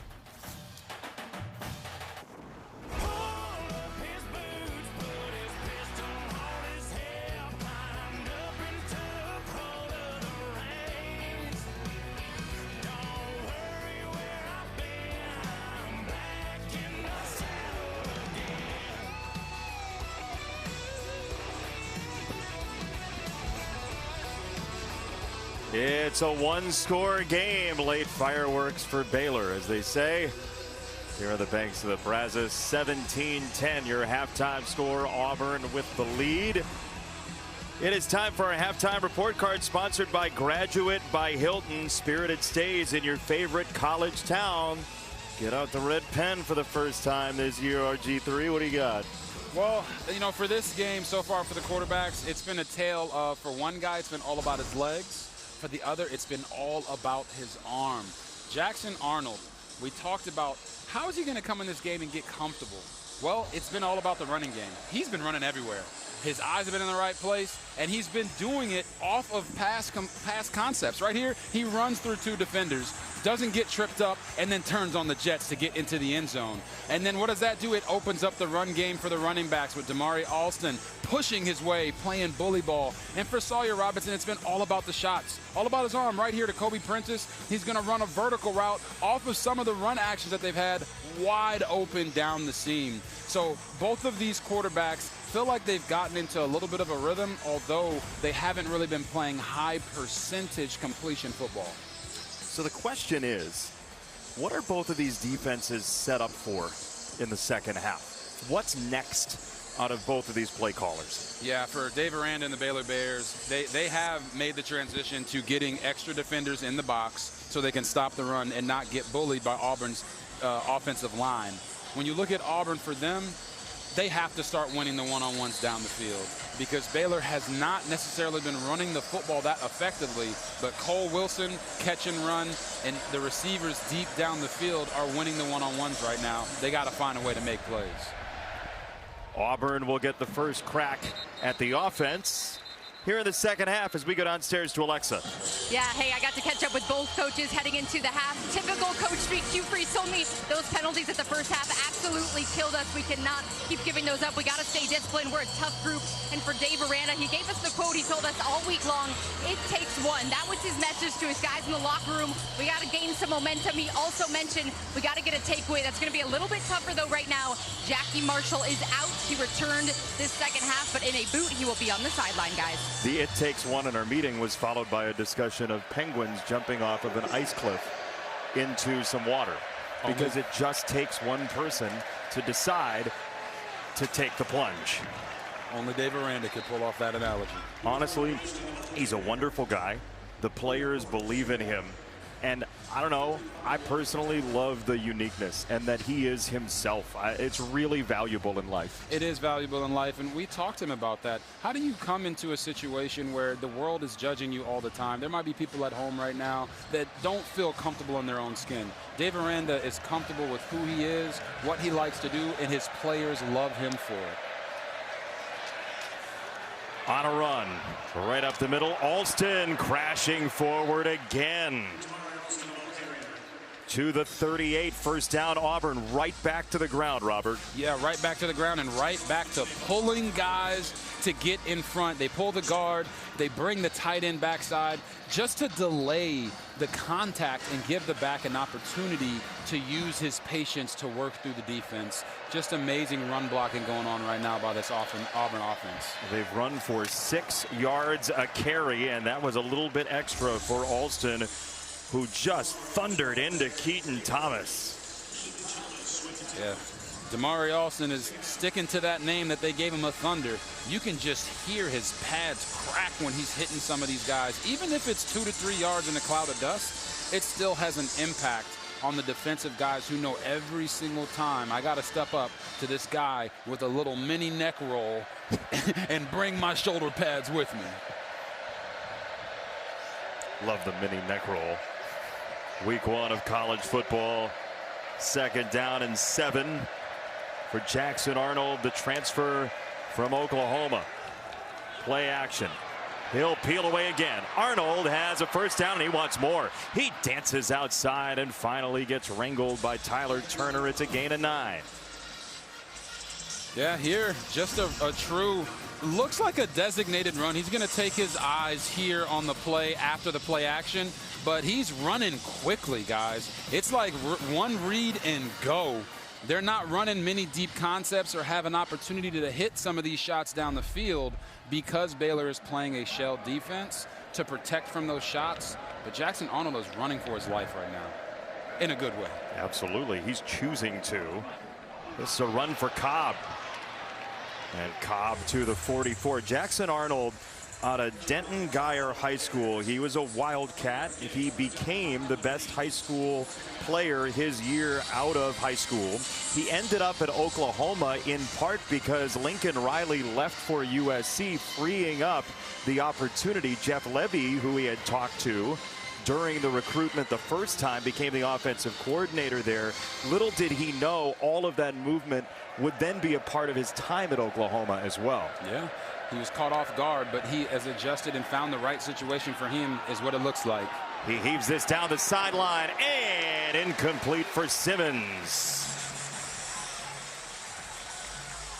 Tevin Williams stuck to him. We talk about these pulling guys. They've done it in 3 plays in a row. Then they work the shot down the field. So there's the play action, and on this throw, Jackson just to put it a little bit further in front of Malcolm Simmons so he can run underneath this. But great coverage by Tevin Williams, getting his eyes back and making it a blur drill for the receiver who never saw that ball go through his hands. The 5th-year Baylor Bear with the coverage. 3rd down and 4. We'll see if this is 2-down territory if Auburn needs it. Arnold, short set in the pocket. He'll throw. It is batted and it is incomplete. Caden Jenkins, the junior 3rd-year defensive back for Baylor, got a hand in 4th down. Caden Jenkins knows that he has help over the top, so he's going to stick here as a cloud corner. So when they run this under, he knows, oh, this guy's mine. Gets his hands on. A little handsy before the ball got there, but guess what? The refs didn't call it, and he made sure that that receiver was going to feel his presence when he was trying to make that tough catch. There's Hugh Freeze immediately talking to Jackson Arnold. Now Dave Aranda, who typically does go for it on 4th down, watches Auburn punt. There's a marker down on the punt. Auburn touches up on it at the 6. That's Simmons who caught it. We'll see if that kick stands. This is where you can dream up an extra possession, though, when you are that type of team that is type A on 4th down. Yes. It's I'm sitting here watching one of these plays as we wait for this flag to be called, and illegal formation, kicking team more than 4 players in the backfield. 5-yard penalty from the previous spot. Repeat fourth down. They're going to make him kick again on the illegal formation. So Hudson Cock will boot it again.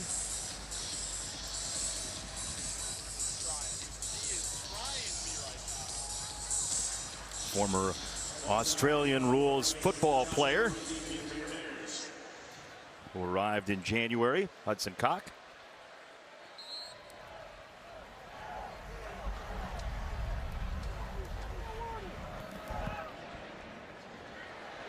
Cameron back to receive it, and it's another good one from the Auburn punter. Baylor has a long field, trailing by 1 score, and a tight one in Waco.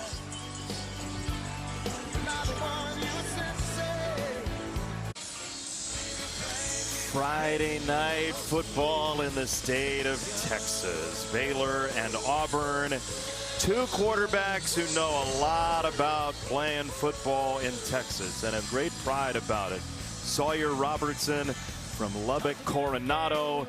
Denton Arnold, Denton Geyer for Jackson Arnold. Reading is difficult for me. Just said it 6 times tonight. Here is Robertson on a throw. He's got Trigg, and Trigg once again the most targeted player for Baylor, and he's in a 1-on-8 and he's winning.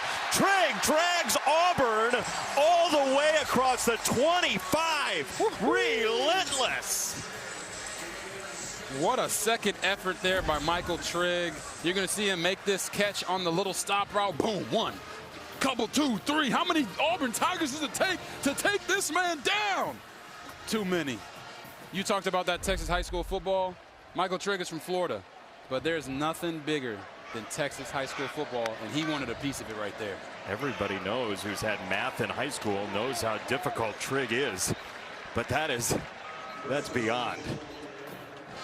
That's what it feels like sometimes doing Trigg. Real quick, yeah. High school football in Texas. When you hear that, what does it mean to you? Everything's bigger in Texas. There's some other states out there that think they know what they're doing when it comes to high school football, but Texas lives it. These types of atmospheres, 50,000 people, crazed fans, cowbells, that is what Texas football is all about, and both of these quarterbacks are prepared for this big moment. Robertson into coverage, and he overthrew Wilson. 3rd down coming up. Maybe a little miscommunication there, possibly. It certainly feels like it's a miscommunication when you're running that box fade. Again, it's one of Sawyer Robertson's favorite routes, but into cover 2, you can't make that throw as if it's the same as if it's cover 3 with a single safety or man coverage. He has to be able to see that, so it does appear that DJ Durkin is confusing Sawyer Robertson a little bit with the way that he is moving and shifting his defense. 3rd and 9, see what Durkin does. They'll rush 4 and a 5th late. Robertson has it batted right at the line. It is Keldrick Falk out of tiny Highland Home, Alabama. One of the best defensive players in the SEC gets a hand up. Yeah, Keldrick Falk is going to come right here, and guess what? He gets stonewalled by Ryan Lingell. But what do you do when you get stonewalled as a defensive lineman? You start playing volleyball, okay? And that is one heck of a spike. The volleyball team would be extremely excited about what Keldrick Falk was able to do, patting that ball down. From a town of about 1,200, he says no stoplights, 1 restaurant. What's you know the what the name restaurant of the called? restaurant is? The name of the restaurant is It Doesn't Matter. It Doesn't Matter Family Restaurant. Seems like that's what he did on that pass rush. Hey, I didn't win. It doesn't matter. I can still knock the ball down. It don't matter. They're watching it. It don't matter right now. 17-10 in the 3rd.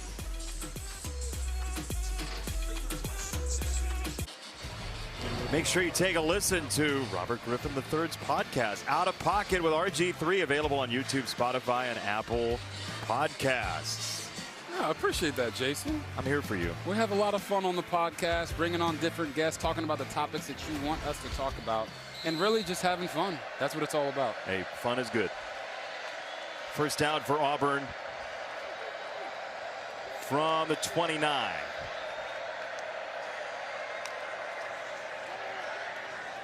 It's another run, and it is Cobb, and he is on the gas pedal, knocked down after 9. Auburn 7.5 yards per play on first down. All they're doing is reading this in-man on the line of scrimmage with the back screaming across. If he stays in, they let him go. It's a leverage play. If he can out-leverage that defensive end, they let him go. And Baylor right now has not been able to figure out a method to stop that run play by the quarterback or the running back. Right back to it. Off the right side, first down for Auburn. This is tough to deal with if you're a defense. Oh my. Yeah, if you're on first downs getting 7.5 yards, the entire playbook is open for you as an offensive coordinator. I know Hugh Freeze is calling the plays, but Derek Nix is also setting up the first down calls. And I got to say right now, he is winning in my book, because if I was Hugh Freeze, I would give this man a raise. I like you're trying to get the coaches taken care of. Here's Singleton all the way to midfield. It'll be very close, maybe about a quarter of a yard short. It's funny you say that, because the hoopla throughout camp was who's calling plays at Auburn. Yeah. Is it Hugh Freeze? Here's a list of 3 people that might be. Is it Derek Nix? Is it the quarterback coach Kent Austin? Oh my goodness. All Hugh is doing is setting this up like an NFL organization. Certain guys run and work in different packages, but the offensive coordinator, in this sense of Hugh Freeze, calls all of it. So it's just a group effort to allow him to be the best he can be on game days. You just saw his right guard, Jeremiah Wright, leave the game. Arnold a run to the left side. Jackson Arnold crashing to the 30-yard line. It's a run of 21 once again. Now, I want you guys to watch what they're doing on this run play. He is reading this linebacker. If the linebacker vacates with the back, he's going to replace him. Boom. Right away, the safety overcommits, and Jackson Arnold, once again, with a big run. They are fully committed to him using his legs to help them win this game. They don't care how many times he throws the ball. They've run for 222 yards. Auburn has this to throw. Get it to Singleton and let him cook to the 23. Singleton, every game in his collegiate career, he's had a grab. He's got one there. And this here is just a simple box count play.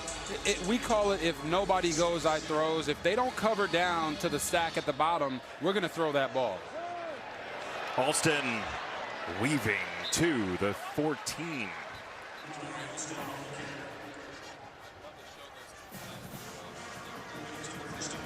Auburn leaning on Baylor, going tempo here, trying to sap the energy from the Baylor defensive line.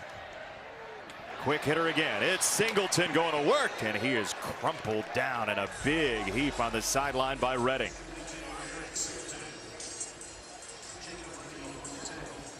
You see Auburn's weapons now, especially with that run working, freeing up the edges.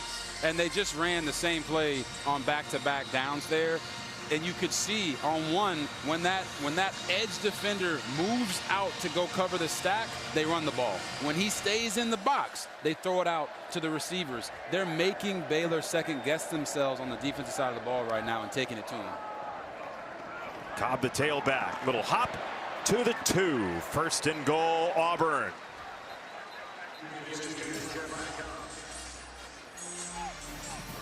This is what Baylor had hoped to do with Washington and Pendergrass. Auburn's 2 running backs, fresh and alternating. And they're just leaning on them, wearing on them.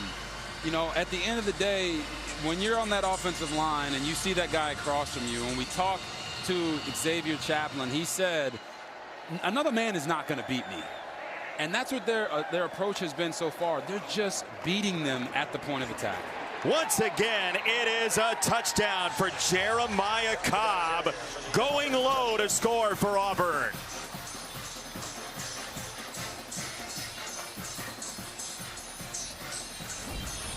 Jeremiah Cobb. I want you to watch this defender right here for Baylor.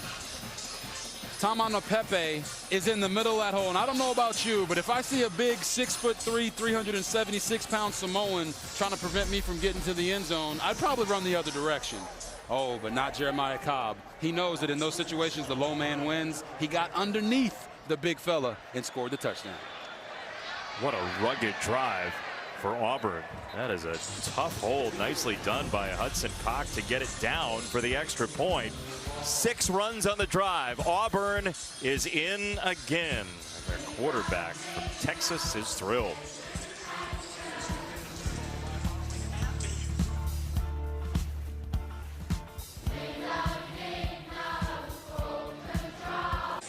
Auburn was in the bottom 15 of red zone touchdown percentage in all of college football last year. Less than half the time they punched it in.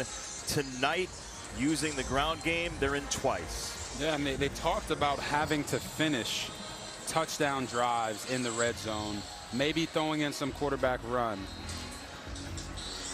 And they've done both. Yeah, they have.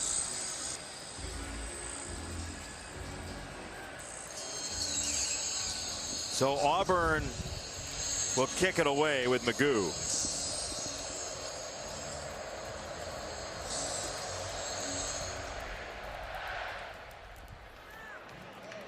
It's through the end zone and a touchback. Back to the last possession, Robert.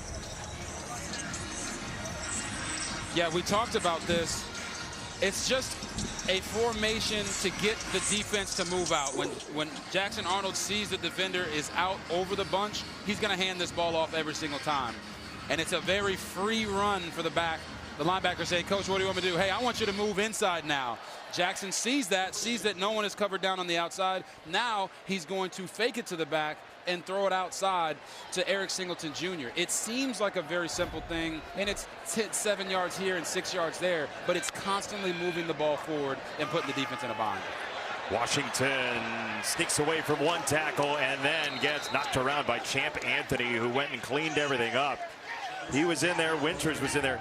Listen to Auburn's defense right now. Oh, yeah. When we say that they're barking, they are barking. They feel confident. They're up by 14. This Baylor offense, stalled out a little bit there at the end of the first half. And you saw a special play right there from Bryson Washington. It ended up being a great gain, but it's going to take Baylor's best players to start making big-time plays to get back in this one. Robertson for Trigg. He got away again. It's a first down. He was matched up with Riddick and beat him for 20. Oh, just a beautiful job of working vertical and getting inside of the defender. And the ball that he dropped before the end of the half, he ends up catching and getting vertical. Michael Trigg has truly been a mismatch nightmare for this Auburn defense all night. Transferred by way of Ole Miss and USC with his 10th target of the night. Here's Cameron for the first time. There is a flag down at the Baylor 42. That would be Cameron's first catch. Holding. Offense number 69. 10-yard penalty from the previous spot. Repeat first down. It's on the left tackle, Sidney Fugar. Sidney Fugar lined up right here, working in his pass protection. I really never have understood this. Once that defender goes down and the offensive lineman kind of pancakes him down there, like, why are we throwing that? Why is that a flag on the offensive lineman for basically dominating the defensive lineman in that protection? Your question would be, did it affect the play? I don't think it affected the play. The defender was already at his waist and not going to be able to make that play there, but that's what they called. So now Baylor has to overcome it on 1st and 20. With Robertson down the middle again, incomplete. Crawford actually got a mitt on it possibly as he missed Cameron. Robertson looking for his 10 touchdown maker last year. Yeah, you're going to see Sawyer makes a nice throw, gets it above the backer, and it's a drop there by Josh Cameron. But I want you're going to see Sawyer's, oh my gosh. His hand on the follow through. Did you see that hand hit the helmet on the follow through? You could see him grimace. That's a tough one, but not getting Josh Cameron involved early in the game probably contributed to that drop. It's a low throw on a screen, and he's got it for Hawkins. Ashton Hawkins on a breakaway to the 27. The throw was low and outside, but Hawkins caught the splitter for 42. Yeah, Cole Wilson goes outside. Hawkins is going to come inside. A little screen play. And a little known fact about Ashton Hawkins, he has massive mittens, massive hands. That's why he was able to catch that low and away ball in stride and turn it up the field to make a big play for the Baylor Bears. It's the first thing Sawyer Robertson said about Ashton Hawkins when we chatted with him yesterday. Pressure coming from Auburn. Oh, Knighton with a big pickup. Knighton frees up Robertson. There's a marker in. Sawyer throws for the end zone. It's nearly intercepted by Winters, and we'll check the flag all the way back at the 36. Boy, Knighton threw his body in. Yeah, it's going to be holding on Caden Siraki there.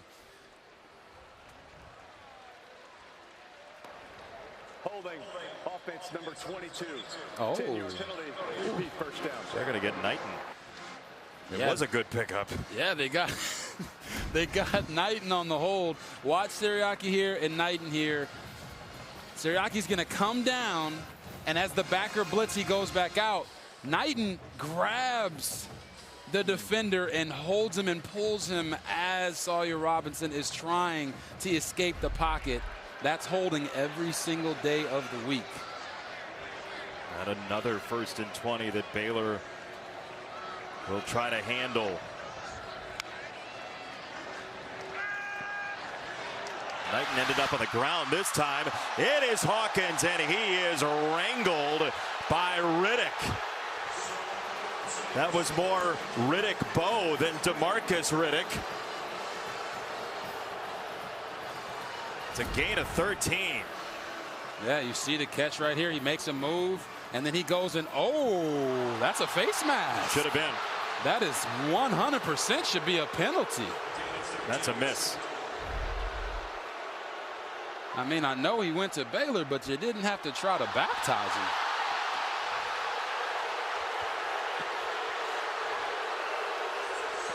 The crowd isn't reacting to you. 2nd and 7. They got to look at what should have been a penalty. Here's Knighton with Washington out. Knighton goes through the car wash to the 20-yard line, and the crowd rekindles its disdain. Mike Pereira, what'd you see? It was the hand around it and didn't actually pull it, but he got underneath, and then he did grab it and pull it. And yes, it's one that should have been called. Obviously, replay can't do anything about this, so it's just a miss that the officials have to live with. Mike, thank you.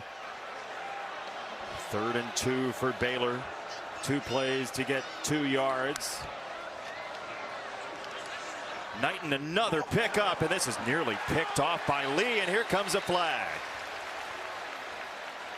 Hawkins was bodying Lee. Defense number 4. The ball be placed at the spot of the foul with an automatic first down. Yeah, you're going to see it's the matchup up to the top of your screen. Ken Lee plays it well, gets his hands on. They're both fighting.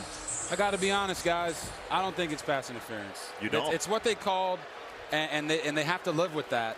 But when the receiver is engaging the DB at the same time, it should be fair play if they're hand fighting. Right there, in my opinion, Ken Lee played that better on the back shoulder than the receiver.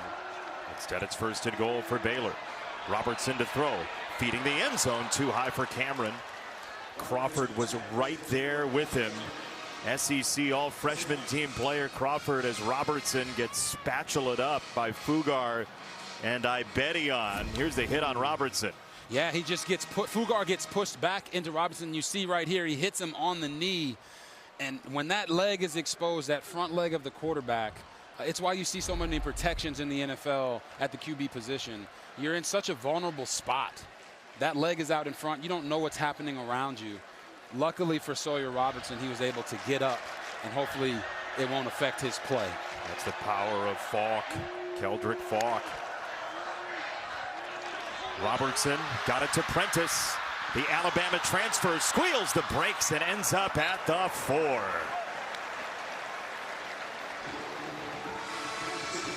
Third and goal. 2 plays to get in for Baylor against DJ Durkin's defense. And with how this game is going, you almost feel like Baylor has to come away with a touchdown here. Nice job there by Kobe Prentice of not trying to be pretty and run along the outside. He got vertical, got them down to the 4-yard line. This is 4-down territory. Look for the quarterback run to potentially be something that Baylor uses. Hawkins in motion, looking that direction. Back over the middle for Trigg, and it's batted incomplete. Riddick got the hand in there. It's 4th and goal. And they had Trigg. He's going to run here and go right on a slant on the inside, wide open, once again winning that matchup. And he just can't sneak it in there. Sawyer Robinson tries to make that throw by leading him across the middle. On those types of passes, we want to throw them a little bit higher to the back of the end zone near the goalpost so Trigg can go up and make that play. Setting up 4th and goal. Knighton the tailback. Robertson goes that way. Knighton behind Kloffenstein. Touchdown, Baylor.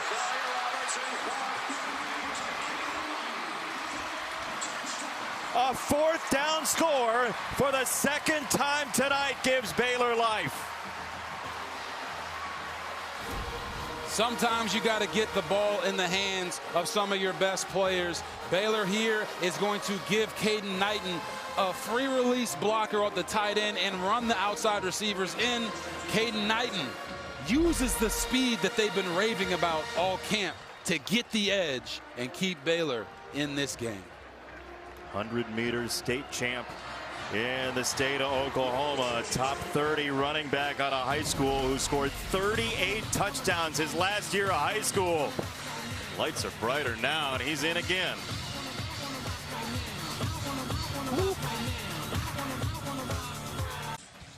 Fox College football is sponsored by Discover.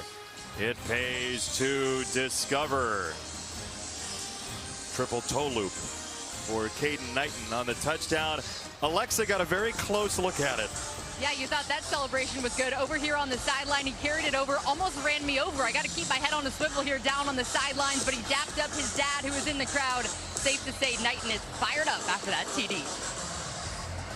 I love that celebration. If we could get it again, I know it's Ronaldo Sui. So apparently Caden Knighton is a soccer fan. Big football guy. Big in two ways. Guy. Pleasant on the return. Rayshawn Pleasant. Breakaway speed. He scored twice on kicks before he got to Auburn, and he's got one for the Tigers tonight. 98 yards.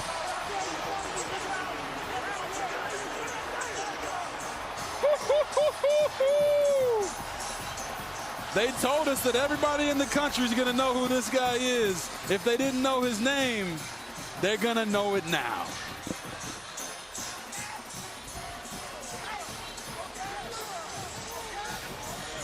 The Tulane transfer has made a lot of friends in Alabama. Man, the momentum shifts in this game have been just so drastic and crazy.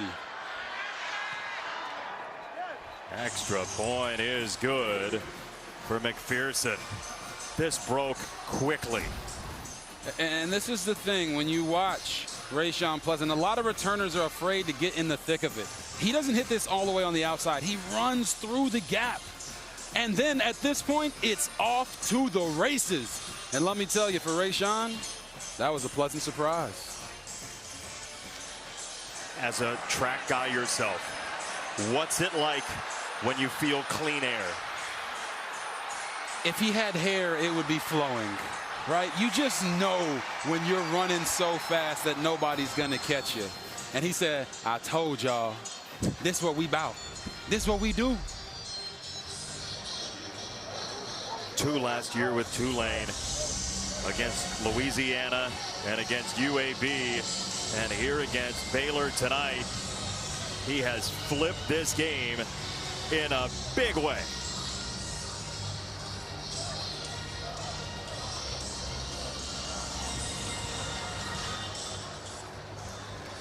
You sit here and you have to understand what Rayshawn Pleasant just did and how it impacts the psyche of the Baylor sideline. They just had what I call a hard drive. 4th down, go for it, get the touchdown.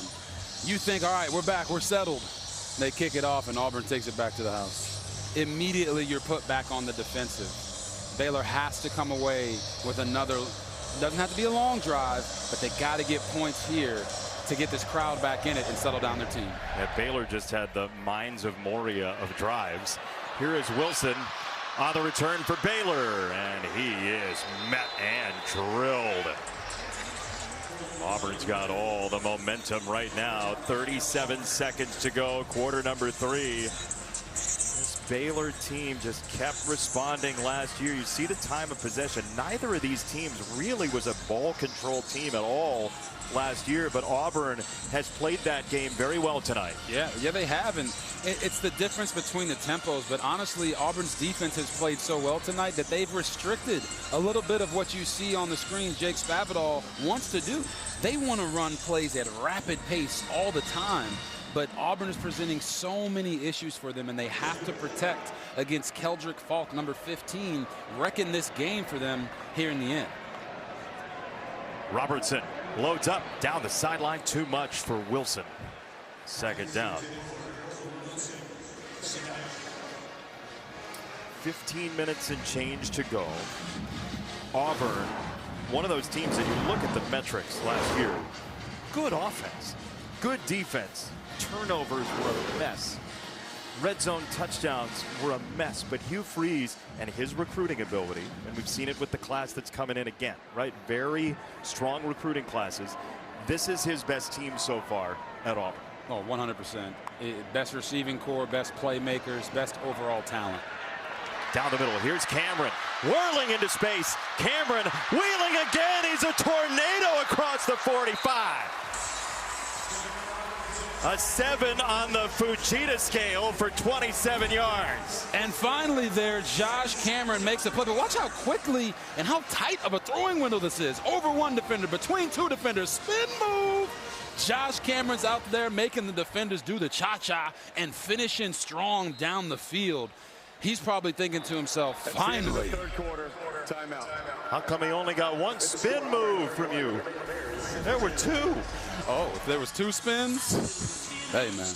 Here we go. That's what the people want to see. You ready? Fourth quarter. Sweet.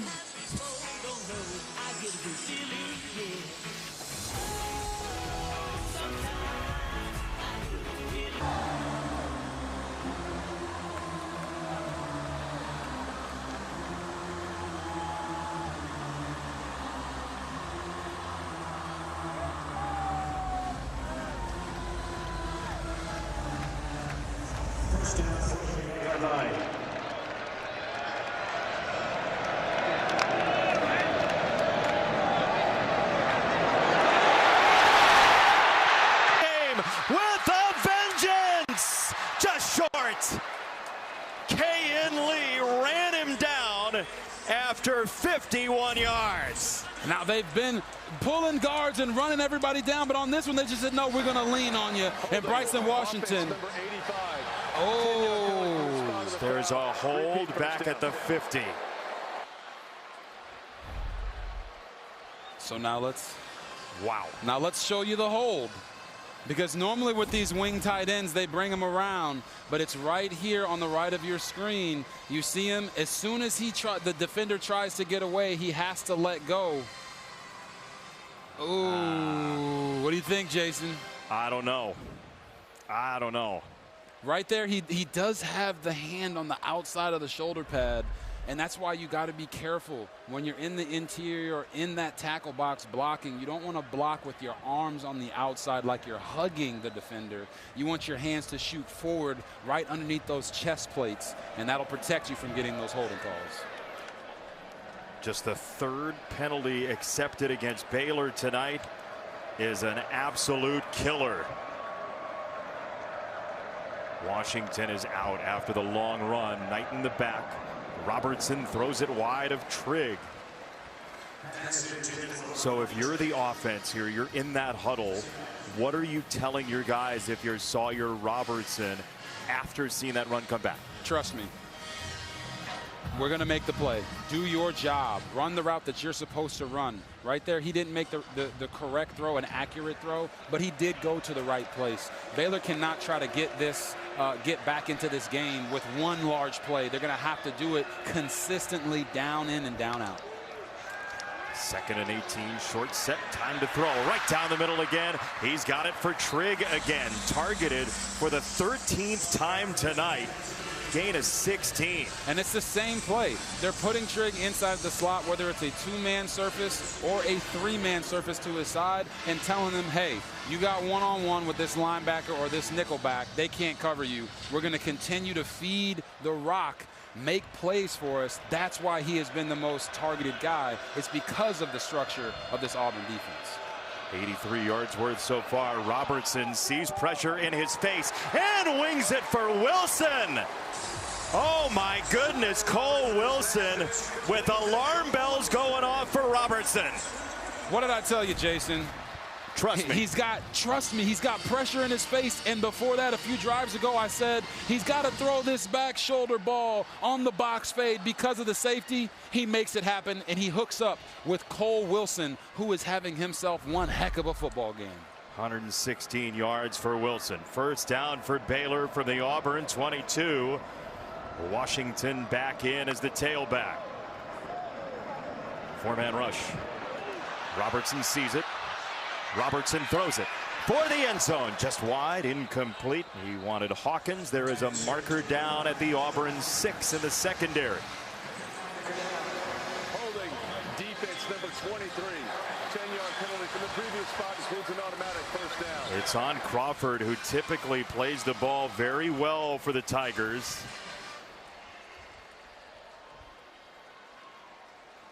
First down for Baylor. Yeah, they called this right here on Jay Crawford. Watch as Josh Cameron comes off the ball. He gets hands on. You got to let him go. At this point, now it's holding, and the ref has no choice but to throw that flag. First down. It's a handoff again. Washington trying to slice through. Barely kept his feet, and he'll get a yard and a half. Atkins the stop, 2nd and 8, under 13 to go. And Jason, it was interesting for Bryson Washington. He actually went into the locker room for a little bit. Not sure what happened there. I'm sure Alexa can probably find out for us down on the sideline. But then he comes back into the game and has that massive big run. Him being back out there probably gives this Baylor offense even more confidence because they know they're back at full strength. He was out for the balance of the third quarter. He's next to Robertson. He'll get it again, picking his way up the middle and inviting contact and just collapsing forward to the 5. Third down for Baylor, who scored 2 touchdowns tonight on 4th down. You know, you think about what's at stake here for both of these teams, trying to trumpet themselves as contenders in an expanded college football playoff last year. Dave Aranda's team won 6 in a row before the bowl game last year, and a tough schedule that if they build up some wins, people are going to notice. 3rd down and 3. Robertson. End zone. Touchdown, Trigg. He is an absolute nightmare for the Auburn second level. Remember that play they ran early in the first quarter that they didn't connect on? Right here, they run the same one, and guess who gets the ball? Michael Trigg. Sawyer adjusted, put some air on the ball, allowed his receiver to make a play on it. Michael Trigg, coming into this game, had the potential to truly break out. He is showing NFL scouts that are here, and I saw a bunch of them, that he might be a tight end that could play at the next level. Hey, don't tell the folks in the NBA, by the way, because he was 20 points a game in high school basketball. A lot of the NFL hanging around, but you never know. Maybe the Mavericks are watching too.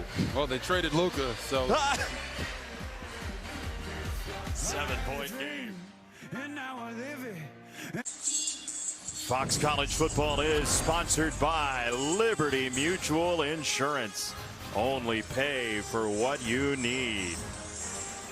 Baylor got the 51-yard run from Washington. It was called back. 6 plays later, Trigg finds his way into the end zone, and they love it on that sideline. It's really a testament when we have these meetings and they come back and tell us exactly what is going to happen. Sawyer Robinson said, I'm going to feed the hot hand. Cole Wilson and Michael Trigg are the hot hands you see there, having more receiving yards than the rest of the team combined. He said it's based on feel, Sawyer Robertson, and he's got that with Trigg. Our Good Hands moment sponsored by Allstate, celebrating 20 years of the Allstate Good Hands Nets program. Rayshawn Pleasant flipped this game in a heartbeat. Yes, he did. A pleasant surprise on that kickoff return for a touchdown. Really swung the momentum back in Auburn's favor. Let's see if Auburn can put together a drive here. Their last couple touchdown drives have been really long, drawn-out ones that eat up a lot of clock. It would be paramount for them to do that right here, with Baylor now having the momentum. Auburn has run for about 6.5 yards per play on the ground. Alston crumples after 2 in the arms of Keaton Thomas. 2nd down and 8, and Alston is slow to get up. See if he stays in. They've got a 1-2 punch with Cobb. Yeah, he's coming off. Yeah, I mean, they've been feeding him a lot throughout this game, and he's been running right into the thick of it with guys like Keaton Thomas and Matthew Fobbs-White attacking the line of scrimmage. You hope that he's okay and can come back into this game. Arnold for Cobb. Swinging out of the backfield, and he goes down. Oh, what a play by Devin Bobby, the senior for Baylor, fighting through a block. Oh, my gosh. If you could see where Devin Bobby came from, deep at safety, makes the tackle.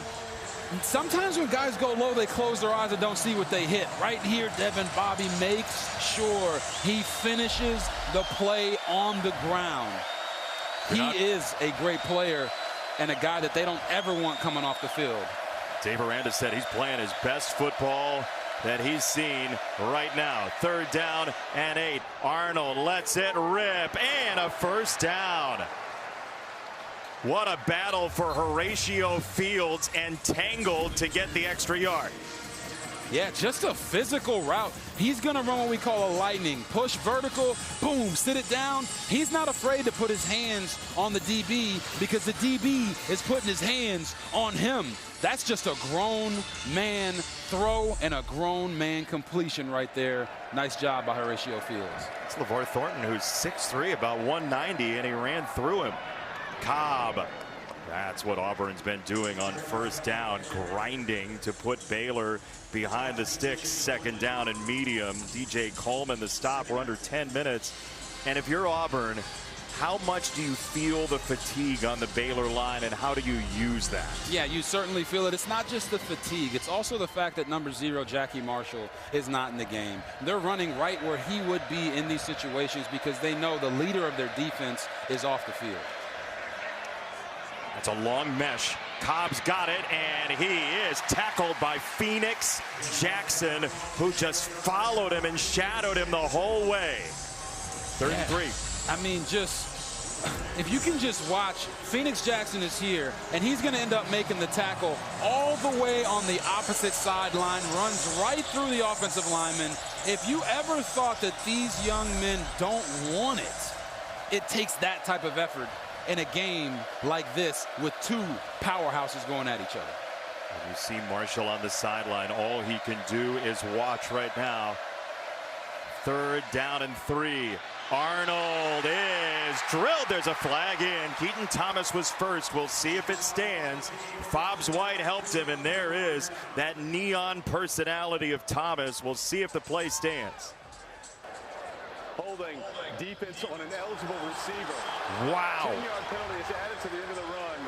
Automatic 1st down. Correction, it's from the previous spot with an automatic 1st down. There are receivers in this pattern here, Robert. Looks like they're going to call that holding. It was Preston Howard, the tight end, who came out. And Phoenix Jackson kind of grabbed him a little bit as he was coming across. So this is Preston Howard. He's coming across the formation, and you'll see right here. Saw him get ready to put his hands on him, but Auburn's to the line quickly here. Darrell Robinson is in for his first carry of the season, and he is wiped out by Kalu. And Darrell Robinson's coming in the game obviously because Damari Alston went out and hasn't been back in the game since. It looked like he was a little bit banged up. But so far on this drive, Auburn is doing exactly what you want to do. Eat the clock. You've been running the ball effectively. Hey, man, we got these great 3 receivers on the outside that we want to throw the football to. But right now, our bread and butter is just moving the chains, involving 11 on 11 with the quarterback running. And they'll go empty for a moment. Here's Howard into the backfield, the big tight end. And this is Cam Newton-like a power run for Auburn 15 years later from the Heisman down to the 40, third down. Yeah, there's a feeling right now that I have that Hugh Freeze is saying, you know what, we're not going to lose this game. We're not going to lose this game for ourselves by trying to force the ball down the field in the passing game. What's been working is running the football, so Jackson Arnold is going to have to make sure his conditioning is top-notch for the rest of this game, as they're going to continue to feed him and feed Jeremiah Cobb and feed Darrell Robinson as they weigh on this Baylor defensive line. They will split Cobb out wide, bring both tight ends to the near side. They will motion, and here is Arnold putting his head down. Helmet forward, it's a first down. What a tough run. Oh my gosh. Yes, he's going to go with a fake to the receiver and then get downhill immediately because the defensive end rolls with the receiver on the fake. And then look at the grit and the toughness right here. Obviously, we don't want him to put the crown of his helmet down because we want to protect him, but just the guts it takes to understand, hey, I'm going to get hit, but this means everything to me. Jackson Arnold says he loves football, and right there, he showed you why. After an up-and-down career at Oklahoma, he's getting to make his mark at Auburn. It starts right now as Jeremiah Cobb goes down after a gain of 3. Baylor has 3 timeouts. It's not yet time to use them, but we're closing in on that on the horizon. Yeah, what they need to do is, as Auburn continues to drive this football down the field, they got to say, all right, enough is enough. We're going to stop them, try to hold them to a field goal, put them in a situation where they have to make a decision on 4th down. But if you just keep giving up 4 and 5 yards of play, it's going to be a long drive all the way down into the end zone. Simpkins just wandered in the box, then he faded back. It's a lighter box with that, and Cobb crashes forward for 3.5 in the arms of Phoenix Jackson. It's 3rd down, and Auburn can take it under 5 minutes after the snap. Yeah, with it being 3rd down and 3, again, what has Auburn been doing this entire time? Running the football. I would look for Dave Aranda to try to dial up one of his exotic blitzes here. Think of it more as a run game blitz. A nickel off the edge, a corner blitz, which we've seen him bring a couple times throughout this game, because the box count right now is not in Baylor's favor. You're going to see extra guys in the box. It's a fresh running back, Alston, against that. They do load the box. They do feed Alston, and he is down short of the line to gain by a yard. So now Hugh Freeze with all of the kicking questions. Hugh Freeze against a Baylor team that likes to go for it but is gassed, has a big choice. And it looks like it's not much of one. Looks like they're going with a tush push. Can still do it in college football. Timeout Auburn. They'll think it over. Their hope is they don't need those timeouts later in the game. Can Baylor stand tall? Will Auburn get a yard? It's next. Typically stoic Dave Aranda, Robert, during the break. Yeah, Jason, he understands this moment. It's not that it's the game, but by their team motto of it only takes one.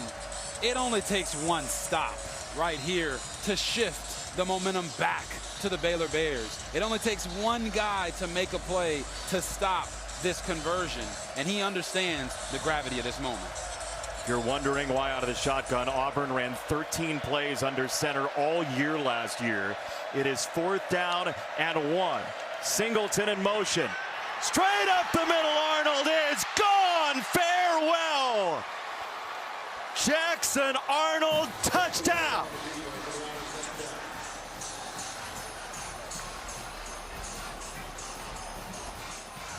Oh my gosh. What a run, what a play call. I want you to watch all of these defenders as as Eric Singleton Jr. comes across the formation. They all overrun the gap, and Jackson Arnold looks around like, you gotta be kidding me. This is the easiest touchdown run I've had in my career, untouched. Man, we talked about him being a dynamic playmaker. He came ready to play today. Goes into the transfer portal. You have no idea what your legacy is going to be. You were at Oklahoma for a season that you wish were better. Couple of them. He breaks free. He's got Auburn in the lead by 14, making a really rough night on Baylor with Jackson Arnold's legs. It's thriller time. Fox College Football is sponsored by Kit Kat. Have a break. Have a Kit Kat. Have a breakaway. Jackson Arnold. Auburn is thrilled. The Tigers with a lead of 14, and that young man has reason to celebrate. That was a 7-minute, 16-second drive, sapping the energy of Baylor and time off the clock. Yeah, it was. Shout out to Ronnie Brown right there on your screen as well. Legendary running back there. How about him? He was special, but I'm sure he's impressed with what he just saw from Jackson Arnold.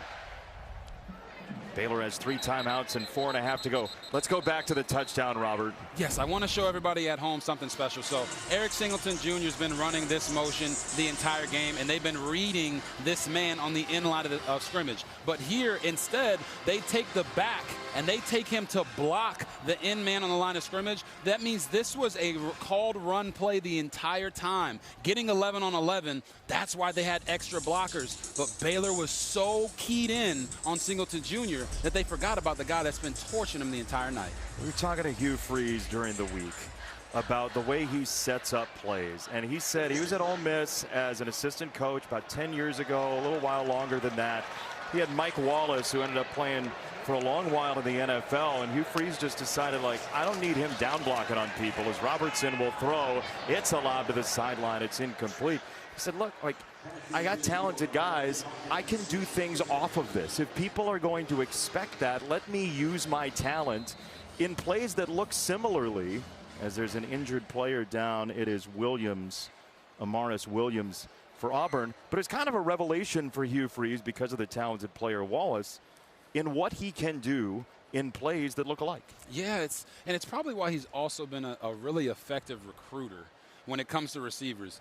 I don't know many guys that are just like, yeah, I want to kind of come down in the box and block this 280-pound defensive end. He's going to give them opportunities to do what they do best. For Singleton, it's being out on the edge. It's running deep routes. For Coleman, it's catches deep down the field.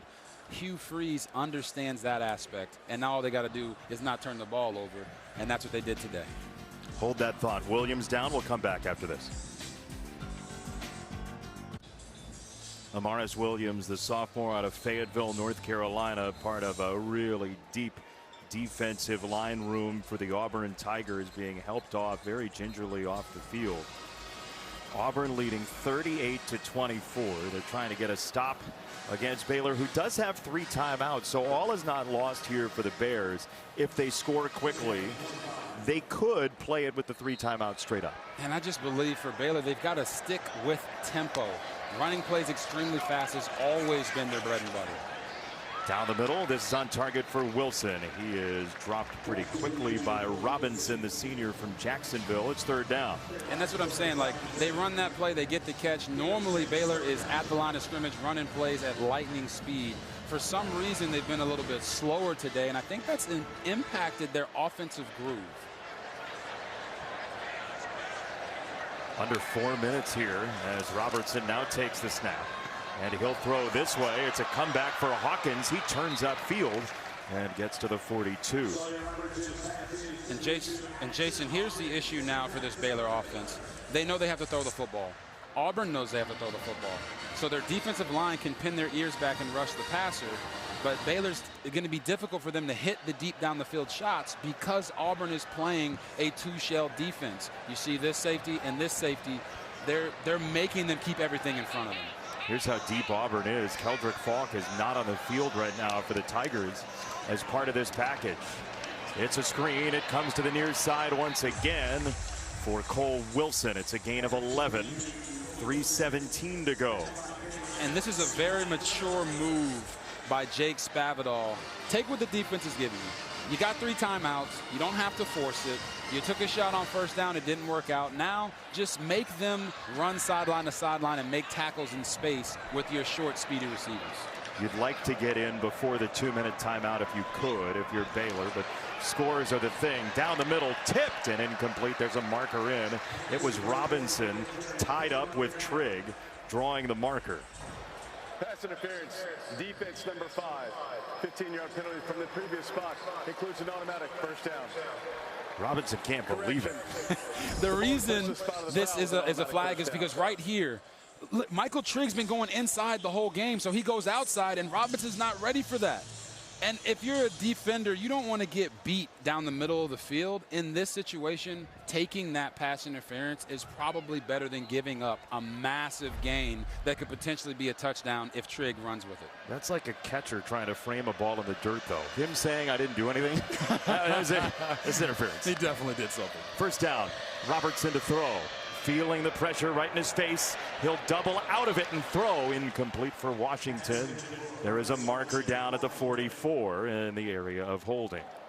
Holding, offense number 68. 10-yard penalty, repeat first down. It's Omar Ibedion.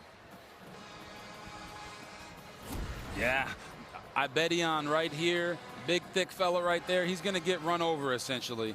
And when he falls down, he takes the defender with him. That's a hold. You can't pull a guy to you and then go pancake him. So now Baylor pushed themselves even further back in a dire situation right here to try to score before the 2-minute timeout. You see the value of the fresh defensive line for Auburn. That was Malik Blockton with a lot of energy. Prentice in motion here. Robertson off his back foot. Got it down the middle for another completion to Cameron. Josh Cameron wheeling again inside the red zone with 2 and change to go. Baylor has new life. Oh, man, just a nice job by Josh Cameron being patient. He knows he's got an inside route, inside release. Get there, know when you're open, and then finish. He's a big, strong fella, almost built like a defensive end, and it seems like nobody's been able to tackle him on that first point of contact for this entire game. A former walk-on, Josh Cameron. Hugh Freeze wants the clock to be moving, and you see in the background all of his assistants are following along. Pretty smart to follow the head coach. Yeah, you don't want to go up to him and say, "Hey, coach, here's why." Not with that look.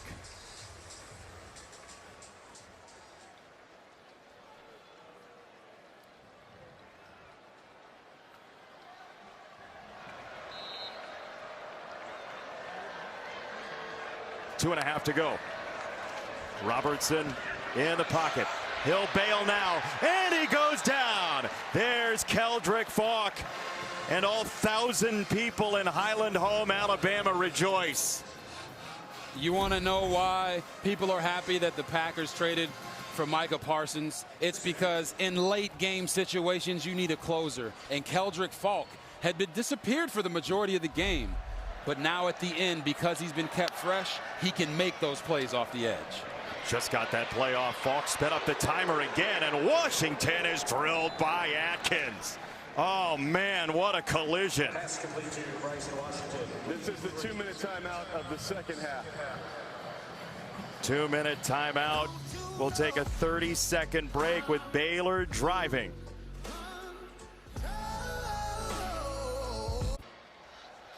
(38-24) your score. Auburn with the lead over Baylor. The Bears are driving, and Sawyer Robertson looking to have a big moment in Baylor green. And while we have a moment, let's go back to November of 2011. Take us through this against Oklahoma, Robert. We just happen to have the footage. Yeah, you just happen to have the footage. This is a great touchdown.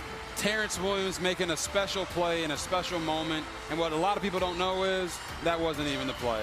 It wasn't the play call? It wasn't the play call, Jason. I was supposed to throw that ball away. Coach told me on the sideline, hey, if nothing's there, throw it away. Don't force the ball anywhere. but as a quarterback, sometimes you have to make the special play. And Terrence Williams was a guy that I knew was always going to be where I knew he needed to be. So he was running a seam, and he wasn't even expected to run back to the back corner of the end zone. But I trusted him in that moment to make that throw, and it paid off. So what were your coaches saying? Well, when I threw the ball, I could hear all the coaches on the sideline saying, "No!"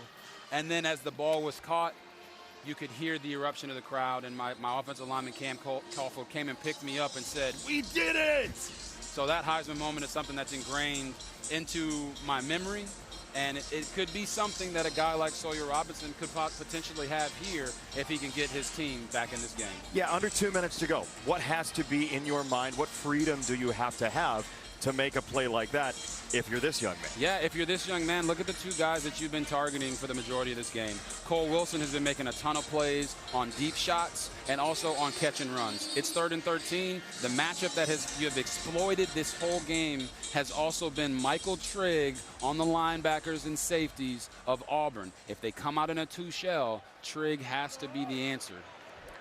When you say two-shell, what are fans looking for here? You're looking for these two safeties. That's a two-shell defense, means you have one-on-ones all along the inside. Trigg in the slot at the bottom of your screen. He comes open. There he is. It's Trigg down to the 10-yard line. And that is very close for Baylor. They're going to say 4th down for the Baylor Bears. 4th and 1. 3 timeouts, but they need them. Clock is moving right now. Got to go.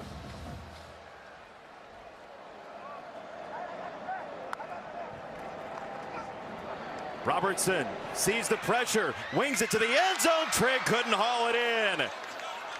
Auburn takes over on downs as Trigg could not reel it home. He went to the right place. He went to the right player. And Trigg just couldn't haul this ball in. And that's what they say. Primetime players make primetime plays in primetime games. And right there, Baylor just came up a little short.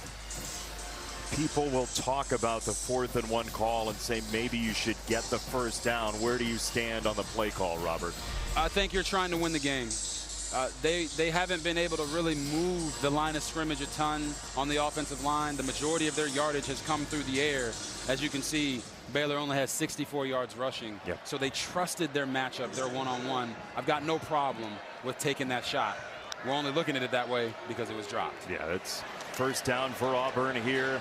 Alston steps out of a tackle and wanders his way to the 15-yard line. There's the first Baylor timeout. An Auburn 1st down finishes the deal here as we take a look at our team comparison sponsored by T-Mobile. Auburn has rattled off 301 yards on the ground, RG3. Yeah, those are the two biggest numbers here, right here, and the rushing yards. Going 5 of 15 on the money down is never a winning recipe. Baylor was not good enough tonight in those moments to stay on the field and convert. And for Auburn, they told us time and time again, they have to win the line of scrimmage. I think 301 rushing yards on this Baylor defense and 6.1 yards a carry is winning the line of scrimmage. That's even better than they were last year. They were a top 25 team in yards per carry. They were 5-7 last year. Auburn has gotten better through the portal and the offensive line, and we've seen it tonight. Yes, it gives War Eagle all those expectations that they had coming into this game. They're probably going to be bigger after leaving this, because this is a really good Baylor football team that is extremely experienced. Auburn wanted to know how are our young players going to show up tonight, and they showed up. Big time. Our Above and Beyond, sponsored by Jersey Mike's. Before 3rd down, be a sub above. Jackson Arnold, 134. You said it, and Matt Powledge, the defensive coordinator for Baylor, said, look, to you, he's like, people aren't talking about Jackson Arnold and his legs, but what he can do is huge in this game, and it was. And the best thing he did was he protected the football. Hey, they're giving me reads. It's either a run, a handoff. I got one read to go. I'm going to make it happen. I'm not going to complain and say, no, I want to go through 4 or 5 progressions. I'm going to make plays and make the right play from my offense when the coach calls the play. Everybody over pursues. I'm going to go hit that gap and score a touchdown. Call it 3rd and 2. Here he goes again. Jackson Arnold very fittingly wins the game for Auburn, barring an absolute catastrophe. Yes, it's just time and time again. I got to tip my hat to Hugh Freeze for the way that he called this game. Early on, it was like, man, we want to get our receivers on the outside involved. With these highly touted guys, they could still be All-Americans. But today, underneath the Friday Night Lights, it was the running game, and he stuck to that. Jackson Arnold probably is coming out of this game way more confident, and he'll step into their next games throughout the next couple weeks, and maybe they'll get that passing game going. Denton Geyer's finest gets Auburn to the finish line tonight. They've got big games coming up. He'll very much care about that Oklahoma game. But how about this for Auburn tonight, RG3, as Jackson Arnold's going to enjoy this thing for a while. No turnovers, 2 for 3 in the red zone with touchdowns. Yes. A total 180 from last year, and what ailed Auburn. The Tigers have some fixes.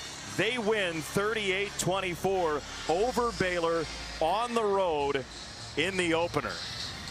Just an amazing performance. And what about this night game, Friday night?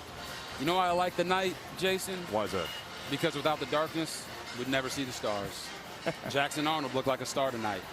And the Auburn fan base is definitely going to be rolling Toomer's corner. Oh, yeah. They've been waiting for this game for months. Months and months. 4 years without a winning record for Auburn, and then a full year, 2019, their last winning record in a full season before COVID. 38-24, the Tigers get the victory, and Alexa is downstairs with Jackson Arnold. Well, Jackson, over 300 rushing yards for the team tonight. You were a big part of it. Take me back to that key play, 4th down, under 5 to go in this game. What were you saying in the huddle before you took it to the house? Yeah, Coach Freeze, he was asking what plays we wanted, and I told him, I said, just give me the ball, let's run it. And we did, we went and scored. Well, there's always a lot of question marks coming into week 1. What will this team look like? A lot of talk this offseason. What do you hope you show that this team is capable of after game 1? Yeah, I just want to show how much of a fight this team has. And we've been working our butts off all offseason, all spring, summer, fall camp. And we're a gritty team, tough team. We went out and proved that today. We have a tough schedule ahead. Can you continue to build off this momentum with a big road win here to start? Yeah, I mean, just keep going day by day, man. Trust the process, enjoy the process, enjoy the little wins you get, man. Just keep on moving on. How did it feel being back under the Friday Night Lights in Texas? Yeah, it felt great. Yeah, it was awesome in high school. It's even better now. Enjoy the moment. Thanks so much, Jackson. Jackson Arnold said, I want the ball. Let's run it. I got this. He said during the week, I like quarterback. I was a running back for a couple years. Back in the day, like before he was a teenager, he wants to control the game. He did tonight. He controlled it with his legs, with his smile, and they got Auburn to win. More to come after this. Since the moment it was announced, everyone's had this matchup circled. Arch Manning and Texas against the Ohio State Buckeyes. Big Noon Saturday. Coverage starts big noon kickoff live from Columbus, 9 a.m. Eastern.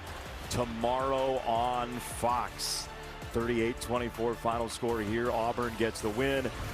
What does it take for Arch Manning and the Longhorns to get themselves a victory coming up tomorrow? I just think it's a similar thing that we just saw with Jackson Arnold and Auburn. You just have to play the game that is presented to you.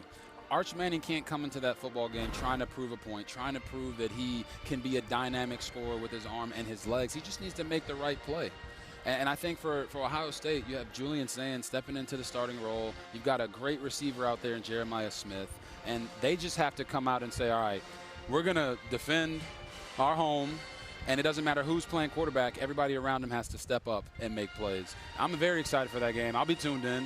That's one benefit of doing this game tonight. Yeah, we can watch. We're going to be watching that game tomorrow. Hey, I will say, Jackson Arnold, without trying to make a point tonight, made a point. Oh, made a great point. You talk about confidence, and we've all been there in life when things don't go our way in a certain situation. You move on to the next situation, and you so eagerly want to prove yourself. But sometimes proving yourself is just making the simple play. making the simple thing and doing your job. He did his job tonight, made the right reads, and when his team needed him the most, he made the play. Were you talking about Jackson Arnold or you? That is a great point, Jason. But I'm just saying. I'm just thankful, man, because not every time you come into a first game, you get blessed with an opportunity to work with such a professional like yourself and this crew. You guys have been the best. Hey, we're going to have a great season, RG3. It's a pleasure to be with you. Auburn a winner, 38-24. We say farewell from Waco for our entire crew. Bo Garrett, Darren Foster, everybody down in the truck. For Alexa Landestoy, for Robert Griffin III, I'm Jason Benetti. Tune in tomorrow. Texas, Ohio State 1 versus 3. Big noon Saturday, 9 a.m. Eastern. Be there. Auburn a win on the road this Friday night.